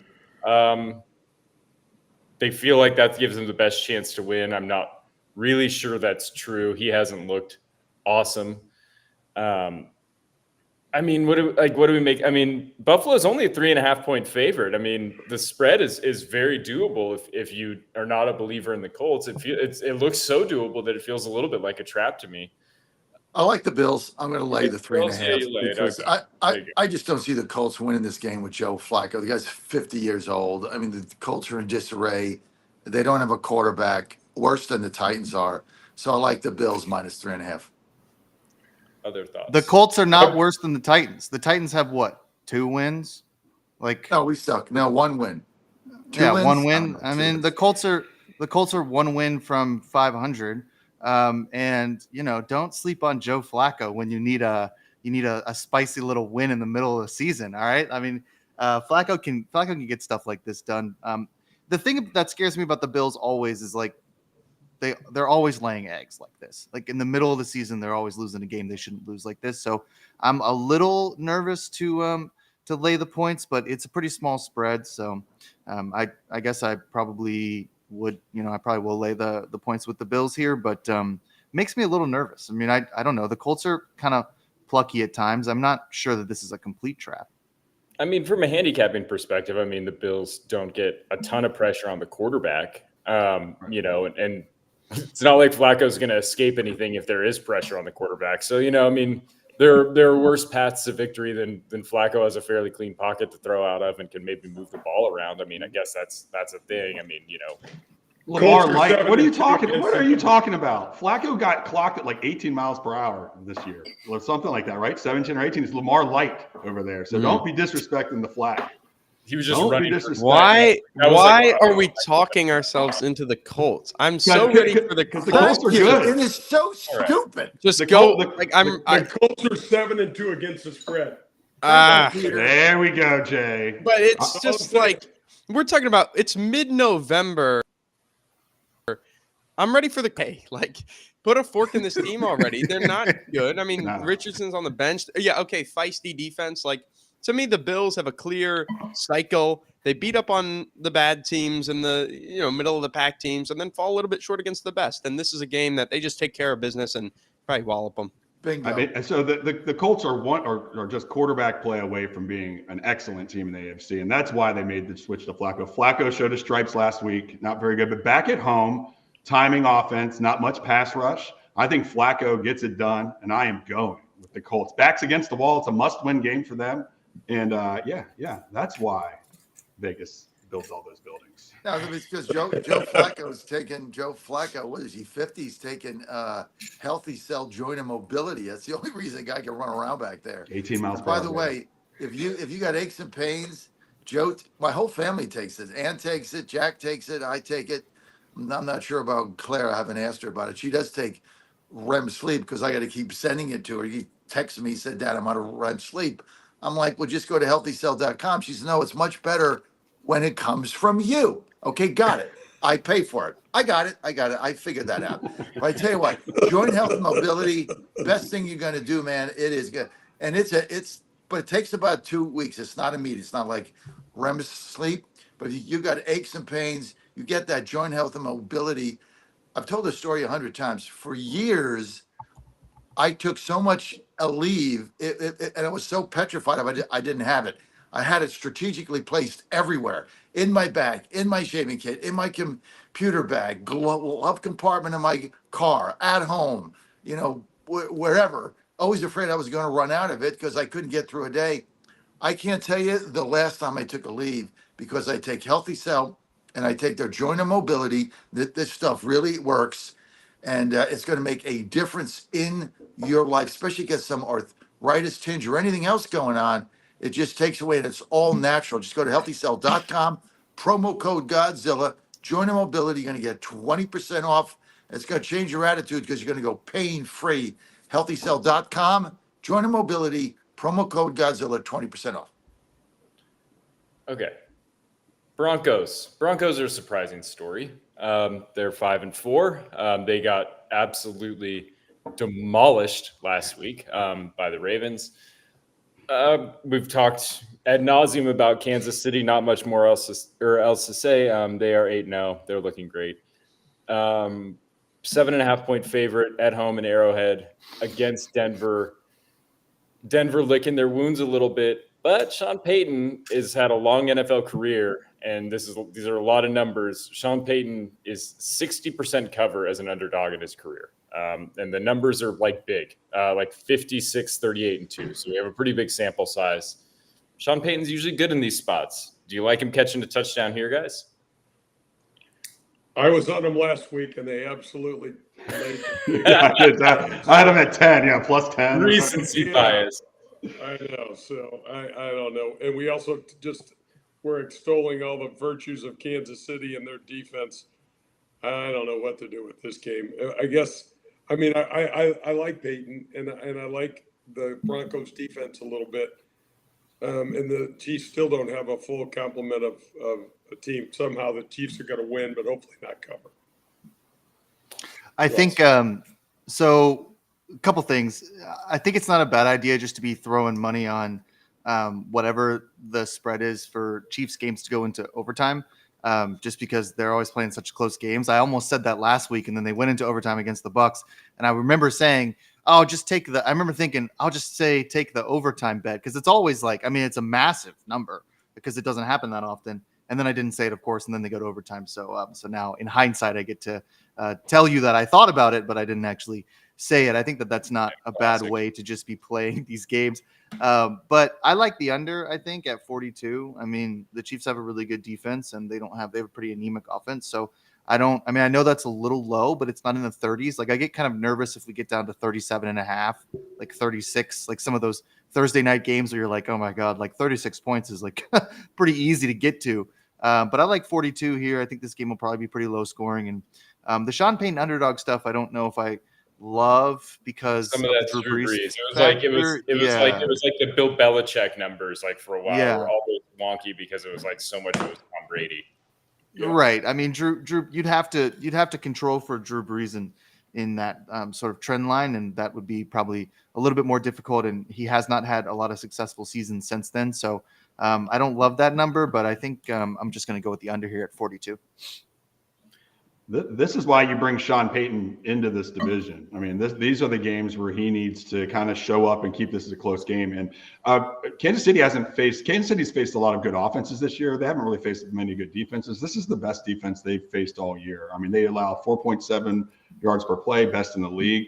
Bo Nix now knows how to run, is running the ball a little bit. I think this is a close game, and I'm going to do that thing that you don't do, Jay. I think that Kansas City is going to win, but not cover. And I'm going to go with Denver again 2 weeks in a row. So I'm sure that's going to play off the same. Yeah, I mean, if you like the OT and close game narrative, plus 7.5, you're not losing that in OT. That's not going to happen.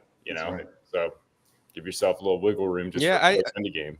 What I would say is, and I hear you, Mitch, this Broncos defense is good, but I think we've overrated it a little bit. I mean, I was just looking back, and it's like you've beaten Baker Mayfield, which is their most impressive Right. quarterback victory of the year. 2024, Aaron Rodgers, Gardner Minshew, Spencer Rattler, and Bryce Young.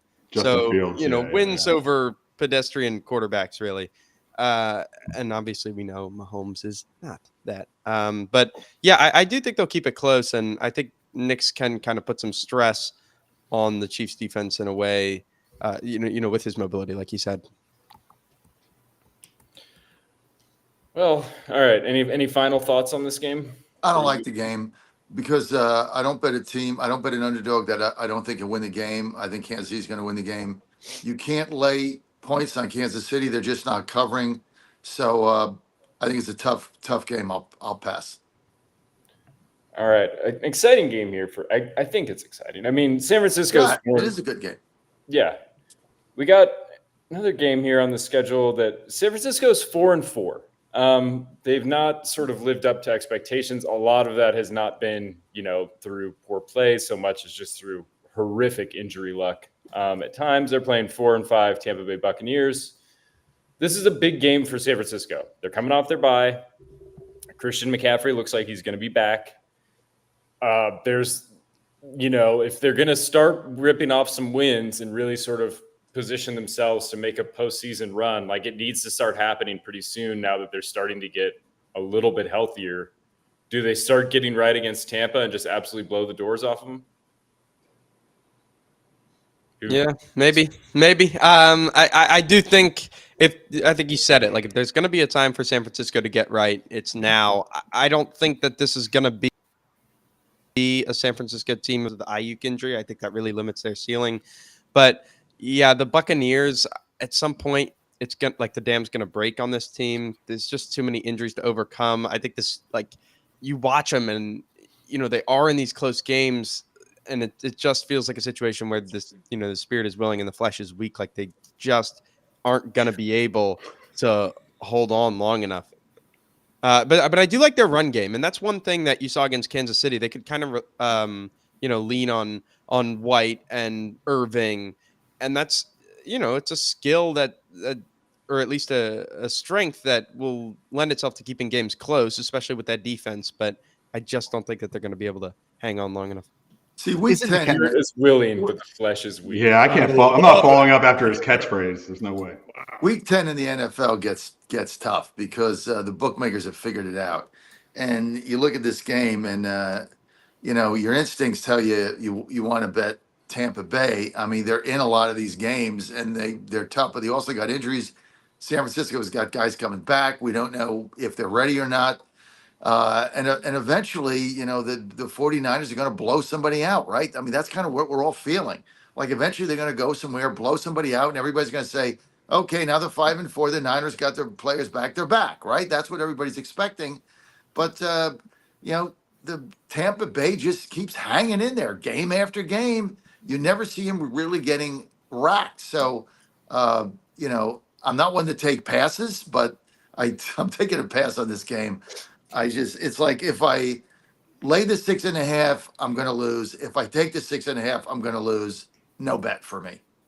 Tough game. Well, I mean, I believe McCaffrey's set to return this week, which, I don't know how effective he'll be first week back after an Achilles injury, not, Achilles tendonitis.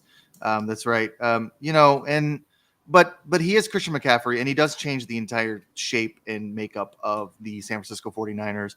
So I don't mind laying the 6.5 either. I think the Bucs probably are, I think, as Peter kind of mentioned, like, at some point kind of have to break. They're just not that good. And so I just think this is probably a game that San Francisco can roll. I don't love the under at 51. I don't know what to do with that. It feels like a weird number for me to feel confident in. I mean, like, part of me thinks, okay, well, both these teams run the ball a lot. Maybe they'll slow down the game of play, but they do also score a ton of points. So I'm not sure I like the under or the over. I don't know what to do with the point total, but I'll lay the 6. This is one when you do that exercise where you kind of do what you think the spreads would be. I thought the over under on this would be like 43 or 44. Exactly. So it is alarming. I'm going to go with the under, even though I feel like they're trying to pull me in. But with Evans and Godwin out, Tampa is injured. Ayuk, McCaffrey just coming back. It feels like it's going to be an under. I feel like I'm getting suckered into it, but I'm going to do at least a unit on the under. I mean, and it's worth noting, and I don't think this is hyperbole, but Tampa puts out probably a bottom 5 defense in the league. I mean, they're not good. So if there is a moment or sort of a soft entry for McCaffrey to be able to come back, it's against a defensive line that basically does nothing, and a defense as a whole that really struggles. I mean, sure, this is a long road trip or whatever, but Tampa's not a scary defense. So if there is a moment for San Francisco to sort of, get some mojo back with their offense, it feels like this is probably a good time for it to start happening, at least in my opinion. All right. We are cooking through games right now. We got a big one coming up. I know that Mitch is probably looked at the run sheet. He knows what's coming. Steelers game. Steelers, Commanders. As I pull up the spread here, we are 2.5. Washington minus 2.5 against the AFC North leading Pittsburgh Steelers. This is my favorite game on the card. I can't wait for this game. I love Pittsburgh here. Pittsburgh is the most underrated team right now in the National Football League. No. They have a decent offense.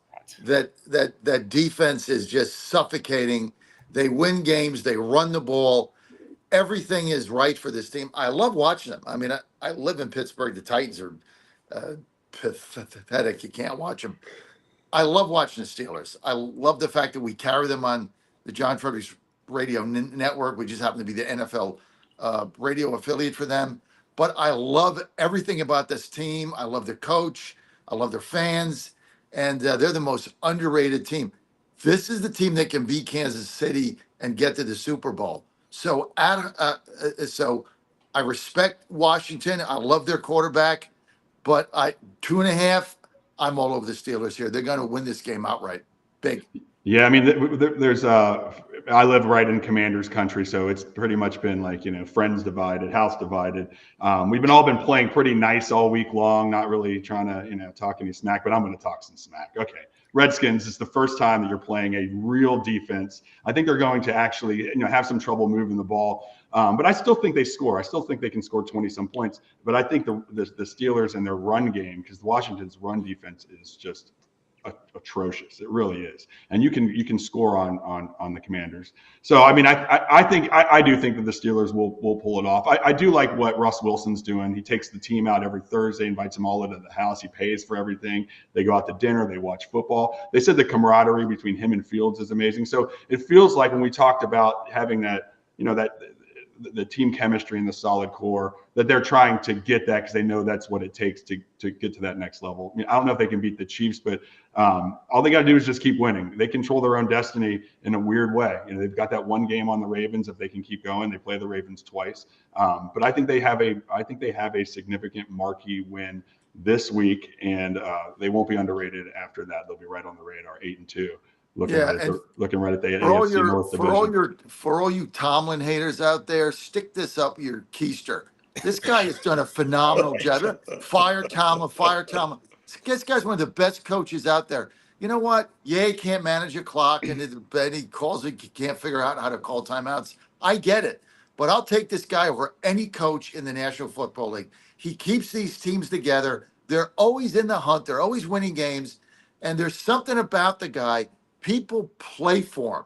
They give their all for this guy. And so for all your Tomlin haters, stick it, because this guy is now, I think he takes this team to the Super Bowl. That's how high I am in the Steelers. Guys, Jaden Daniels. The noise is just deafening from Steeler Homer Dome. No doubt. But the biggest surprise in the NFL this year is Jaden Daniels. It is. I mean, it's been a phenomenal story. I do agree with what you're saying. I love the defense at Pittsburgh. I am not a Russell Wilson fan. I've seen what he's done. What has he played? 2 games? I do like Tomlin. I think this is going to be a really, really super fun game to watch. But man, I remember when John Elway was playing. Remember when Brett Favre was playing, and now it's Brady and now Mahomes. When you're betting against these guys, you can't sit still. Get up off the couch. I'm walking back and forth and pacing. I feel like Jaden Daniels is in that same discussion. If there's a play left, there's always something that he can pull out of his hat. I can't wait to watch it. Yeah, Peter. Jaden Daniels, I mean, drawing a lot of comparisons to Lamar Jackson, and Mitch knows this, that the Steelers play Lamar Jackson really, really well. There's not a team that plays him better. I think that matters. I know it's not, it's a different scheme, but as far as handling a mobile quarterback and someone, the fastest player on the field at times, being that quarterback, they have a lot of experience in that and have proven that, they have a plan for it. So I think this is another one where the Steelers just keep rolling. Yeah, to sort of speak to Peter's point, like, if you're looking for alternate ways to handicap the game, I mean, this looks like it could be a tough day for Jaden Daniels in terms of the Steelers defense and how well they do handle a mobile quarterback, and just the disruption of just TJ Watt, just like generally on quarterback play is often enough to sort of shift the balance. The under could be an interesting play, under 45.5. Tomlin road unders are typically where you can make a lot of money, and this one looks like probably another one.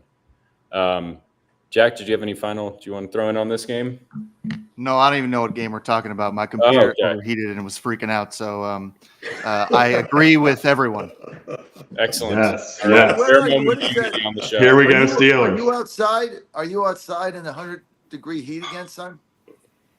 No, it's also not 100 degrees in November. But no, I'm not outside. But my computer overheats because it sucks. It's just a bad computer. It's old, so whatever.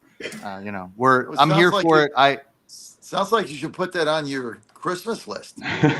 Just a suggestion. I already got your sister's Christmas list and got us like 8 pages. So I'm just saying, it's got to go somewhere. Yeah, what a fascinating topic on the radio. Alienware computer for gaming. Yeah, just we get you a computer, and Jack needs a computer for Christmas. I think that's. Oh my God! Can we stop talking about this? While we're talking about old and overworked things, the Dallas Cowboys got to be efficient. Just talk over him, Nate. Just talk over him. The Dallas Cowboys are desperately trying to save their season. They're 7-point home underdogs to the Philadelphia Eagles, who are, a sort of quiet, like 6-2. Like everyone's talking about how the sky is falling in Philly, but like they're putting together a pretty decent season so far. Yeah. Dallas can't say the same. It looks effectively like this season is probably a lost season for the Cowboys. Dak injury hurts, Micah Parsons being injured, has hurt them thus far. It looks like Dak is probably, it's Cooper Rush week this week for the Cowboys. So Dak's out with a hamstring injury. It seems like just a matter of time before the Mike McCarthy era is finally over in Dallas. I cannot wait for that. Maybe I can finally be a fan again with the new exciting coach. Does anybody have any thoughts on how to break down the Cooper Rush Super Bowl? Yes, I love Dallas in this game. Yes. I love that. No. The Eagles are the most overrated team in the National Football League at 6-2. Dallas has got to win this game or their season is over in week 10. They're done. They're at home. Jerry Jones not going to be crying this week. Who makes the Eagles 7? This team struggles to win every game. They have played nobody. I love Dallas here. I tell you what, last season, or was it 2 seasons ago, whenever it was, I think it was last season, right? Cooper Rush came in, managed the 5 games, won all the games. I mean, this guy is no slouch. This isn't like you're bringing in some has-been. This guy, he's going to manage this game, and Dallas has got to win this game. To be 7, I'm getting 7 at home in Dallas in a game that if they don't win, their season is over. You pack their bags, they start talking about who they're going to draft. I love Dallas at home in this game. I'm getting the 7. I think they win the whole game. Well, I could not disagree more. Yeah, Peter. What an awful take. I mean, the season ended as soon as I mean, it's been over, right? Like, it seems. Yeah, like there is no silver lining here. Like the season is over. Yeah. Cooper Rush 4-1 as a starter. What do you guys? Damn That right. is interesting, but I look at the Eagles and see a team that's, I mean, yeah, they've underperformed to the talent that they have. You could make that argument, but I mean, you have AJ Brown, Devontae Smith, Saquon Barkley, that O line. What are the Cowboys going to do? I don't see that at all. But I definitely Eagles fans just want an Eagles team that kind of, for getting as much preseason hype as they do every year, plays, with some consistency of maybe the Chiefs or, I mean, I guess even the, the Chiefs or the Lions or the, some of the teams that have proven week in, week out that you can trust them. Eagles, even against Jacksonville last week, just letting them a little bit too close. But no, I think the Cowboys are dead in the water, and this just kind of slams the door shut on their season. Yeah, I think Saquon Barkley is the biggest difference maker. Obviously, I mean, he's doing reverse leaps over people last week. That was insane. But he makes a bad or an ineffective offensive scheme that Philly kind of has. He makes it easy on everybody because it's just hand the ball off, play action, set it up with the run. So I'm going to take the Eagles -7 here. But man, John, you got me questioning it now. Yeah, I mean, it is like, and it is worth noting, like they don't need to do like that much. Like Dallas Cowboys have like the 29th ranked run defense. Like they can just run it. Like they don't have to get creative. They can just do it, go at the thing that's their strength. And it's something that Dallas is wholly incapable of stopping. Like they don't need to get creative with this and overthink it. Just run the ball against a bad run defense. Mm-hmm. You're good at that anyways. Look, Dallas is 2-6 against the spread this season. They can't stop the run. And Philadelphia is 6-2 and 5-3 ATS. Like, don't overthink this. Dallas is awful. They're going to get the brakes beaten off of them, and you're going to cover the spread. I don't know what Dad's on. It's just more nonsense from him. We hear that Monday through Friday. Now on Saturday, he's bringing more nonsense to the conversation here. That was like the worst take I'd ever heard, Dad. This game is going to be such a blowout. And if I'm wrong, I'm not going to be on the show next week, so it won't matter. So if I'm wrong, neither will John. He won't be on the load. I'll be on the show. Me and Mitch. Neither of us will be on the show. It just be Nate and Mitch. I don't know. John's had a lot of wins. John's had a lot of wins this week. Thank you. I might be on John's side on a lot of this. State 7-0. Trump went. Yeah, he's had one. I ran the table on everything. He's had one win. I'm like 10-0. So I'm on a roll, baby. No. It's one win. It's one win. Yeah. Also, that has nothing to do with football. So Cooper Rush gives the winners a better chance than Dak. He does. He's just look, guys. He's just jealous. You got to get Micah Parsons back, and you got a chance. I don't know if Micah's going to play. Dallas's defense is horrible. You got to have Micah Parsons back. Yeah. Where is he? Yeah, I mean, why you guys so down? I mean, Mike McCarthy won a Super Bowl. Why you guys so down? Oh my God! In 2010, 14 years. That was a long time ago with Aaron Rodgers. Like, no, we can be down. Rashard Mendenhall. That's fine. Mike McCarthy lied to Jerry Jones in the interview and said that he was learning about the modern game of football, and then we instantly learned that he had learned nothing in his time away. And he has just come back and submarined the Dallas Cowboys and just set us back 5 more years on our path to even just some sort of semblance of relevance.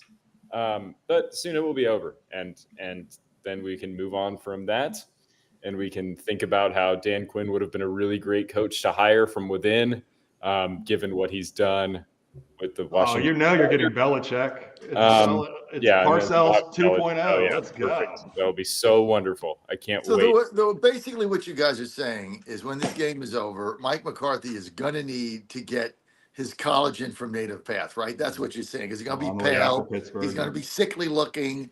Right, and he's going to be hitting the interview trail, and he's going to have to look good. He's going to get blown out at home by the hated Eagles, right? What comes after that? Get beat by the Giants? I mean, you got to be kidding me. So going to be on the Manning cast, yeah. This collagen, Jay knows. Jay, tell me this collagen isn't the best thing you've ever done. Like we travel with it. I took it out of my suitcase before I came on. Put 2 scoops in my coffee, mixed it up. I'm good to go.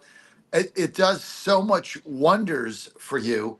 Because the body needs collagen. We kind of forgot about this as you get older, it gets depleted out.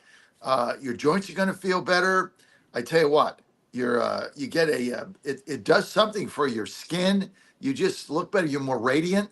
And I've had tremendous success with it. Ann takes it. Joe, all my whole family takes it. And Jay, I know that you've been taking it plus the krill oil with great success, right, Jay? Yep, absolutely. My joints and my hands, especially from playing so much golf, feels better. I'm hoping it fills in some of these wrinkles, John. They said deep wrinkles. I'm like, I got them. I got the deep wrinkles. Fill this thing up. Let's go. I'm taking it every day. I figured out the frother, Jack. Don't worry. We want to talk. Oh, I did. I brought up the frother. Frother. I love the frother. Yeah. You know that I travel with the frother. I travel with it. We bought an extra one. I travel with it in my shaving kit. I've got one in the Mega Bus RV, so we got 3 of them. Got one at home. I love my frother. Now that I've figured it out, I just had it here today. Just go to getnativepath.com. There is no promo code. You got to put in /Godzilla. Getnativepath.com/Godzilla. You can get your collagen for as low as $21 a month because one of these things will last a month. It's fabulous. You're going to get 45% off just by /Godzilla. Get Native Path /Godzilla. Get your collagen today. You're going to thank us later. Me and Jay got it going on. Yeah, make frothers great again. All right. So we have a game coming up here that's a reason, like it's like example A for why the NFL is maddening, right? Like we're looking at the Dallas Cowboys at 3-5, and we're like, this team is cooked. You can just don't even need to play the rest of the season. They are never going to be relevant. And then we get to the 3-6 Jets who won last week out of nowhere, and we were like, maybe there's something interesting going on in New York. Maybe it's not too late. I mean, they have to do a lot. They basically have to run the table from here on out. But, you know, people are seemingly sort of coming around on the Jets after their win last time out. Guys, from my perspective, this looks like a good matchup for the Jets in that the Cardinals get basically no pressure on the quarterback, and Aaron Rodgers is not a young man anymore, and he needs all the help he can get. And I think that he'll get a little bit of help just like, you know, for his offensive line that, you know, they aren't going to be able to get to him very often. What are other people making of this Jets-Cardinals game? The Jets are going to win this game. Cardinals had a great game last week. I like the Cardinals. I like watching him. But Nate, you nailed it. They're not. The Cardinals have got no pressure on anybody all season, and that is a nightmare when you're facing Aaron Rodgers. You got to pressure him. They have not been able to do that. I like this Cardinals team, but the Jets now they've got to run the table. I mean, basically, this is like another game, 3-6. You lose, the season's over. Go by. It's the end of Rodgers. I think the Jets go there. They're going to play one of the best games they played all season. That win they had last week was absolutely critical to their psyche, and they've underperformed all season. So now you got to win. You've underperformed. You got to go out and win this game. So I like the Jets here minus the 2. Oh, the Jets have expectations? Yeah. No, I'm going to pass on that. I'm going to say that I'm done with this team making me look like an idiot every single week. I'm not even a Jets fan, but I'm tired. Like, rational thought does not exist with this team. Like, no argument can be made to make me think that the Jets can handle expectations or go on the road and win. I'm just so ready for this saga to be over, and I'm done believing in this team. I'd rather read 100 pages of Immanuel Kant than bet on the Jets ever again. Like Peter says, they make me look so stupid every week going on the radio and being like, you know who's back? The Jets. And then all they do is lose. They fail to cover. Yes. They suck. You know, this is like nonsense propaganda from the New York Jets office. They're going to lose this game. I'm with Peter all the way. I'm taking the points. This is an awful team. Like, this is a objectively awful team that won a game on Thursday night. No, this is over with. I hear what you're saying, but I just agree. I don't think they're an awful team now with Devontae Adams, and Garrett Wilson is about to explode onto this NFL scene now that he has a competent quarterback. And I think Rodgers has finally figured out that he does not have to scramble out of the pocket, especially with the receiver threats he has right now. He looks at one, looks at the other. Whoever's single coverage, he's going to throw it back shoulder. Yeah, I'm annoyed with them too, but they're a real threat to beat anybody on any given Sunday with this new look Jets team. I don't want them to, but I'm taking them. I'm going to take the Jets. And I just feel like whatever, this NFL, this narrative, the Jets are going to get to like 6-6. So I'm going to ride this. I mean, you want to bet against Aaron Rodgers when his back is against the wall. Not me. I'll take that guy when he's a cornered rat right now. And his season's hanging, his career's hanging by a thread. He doesn't want to go out. And this was his, final season. He's a cornered rat. I think he comes up with a phenomenal game. The Jets make me want to quit betting. Yeah.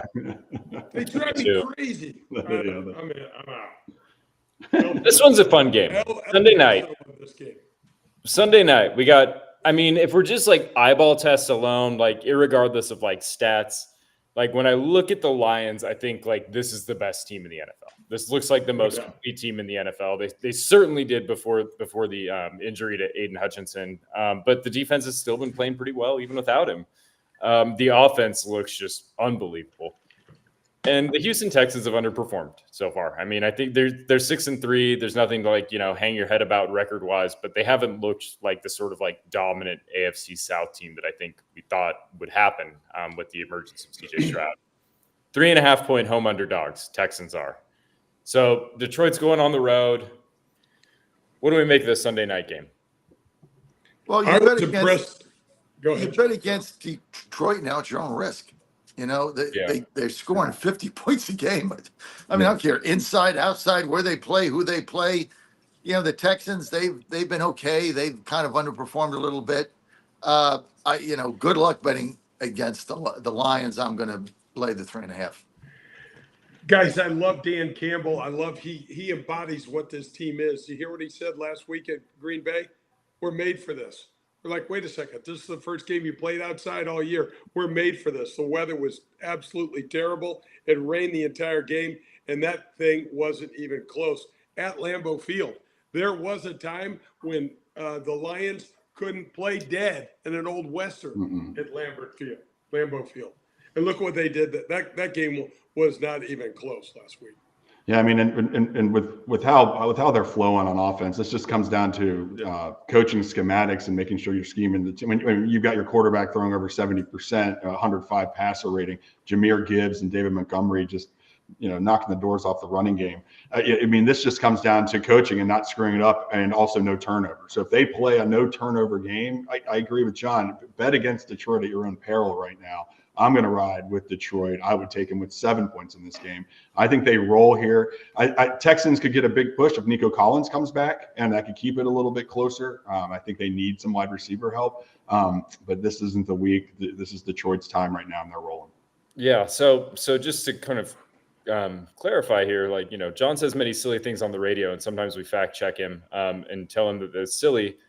But betting against the Lions at your own peril is a real thing. They're not just 7-1 straight up. They're 7-1 against the spread. So they're making people a lot of money if you're betting the Lions. That's a real thing, and that's real. That's a real number.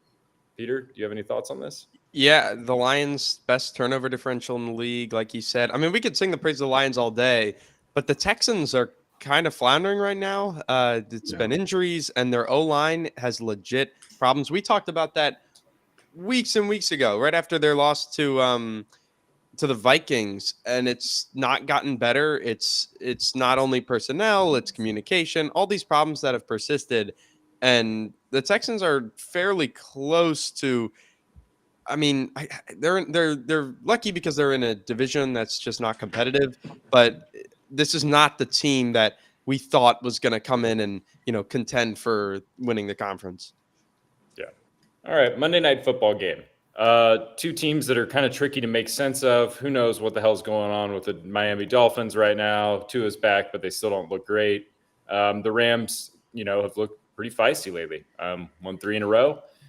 Things are looking pretty good for the Rams. What are we making for Monday Night Football? Kind of quickly around the horn here. What are you guys thinking for this? I love McVay on a Monday night. That's it. Yeah. That might be all the analysis I need. Yeah, I don't hate that. Rams minus 1.5. That feels like a trap almost. Yeah. I think McVay on a Monday night that's a good enough analysis for me. I'll take the Rams. Jay, Love you the got Rams. Rams. I like the Rams. As long as their receivers are healthy, we're okay. Mitch. I'm going with the Rams as well. Let's keep it going. Wow. Peter. Uh-oh. I'll play devil's advocate. I think. There we go. Yeah. All right, Keanu. I don't know. I mean, you think about Tua coming back, looked okay. I mean, is a Mike McDaniel all right, we could talk about Sean McVay. Mike McDaniel's a good coach too in his own right, from that same tree, that Shanahan McVay tree. I think it's one where, I mean, it's so hard to quantify, this is a must-win game. Just because you need it doesn't mean you're going to get it. But it is a Dolphins team that is getting a little bit healthier. They've had plenty of injury struggles, not only this year, but years prior as well. But I just look at it and say, I think it's one that they win. I think it's kind of a surprise because the Rams, for as well as they've played at times, they still have a little bit in them where sometimes they do come out and you don't really recognize the team. So I go Dolphins in this one. All right. Thank you for listening to this week's show. Up next is Golf with Jay Delsing. Also give us a follow on our socials. Godzilla wins big across all platforms. Good luck this weekend.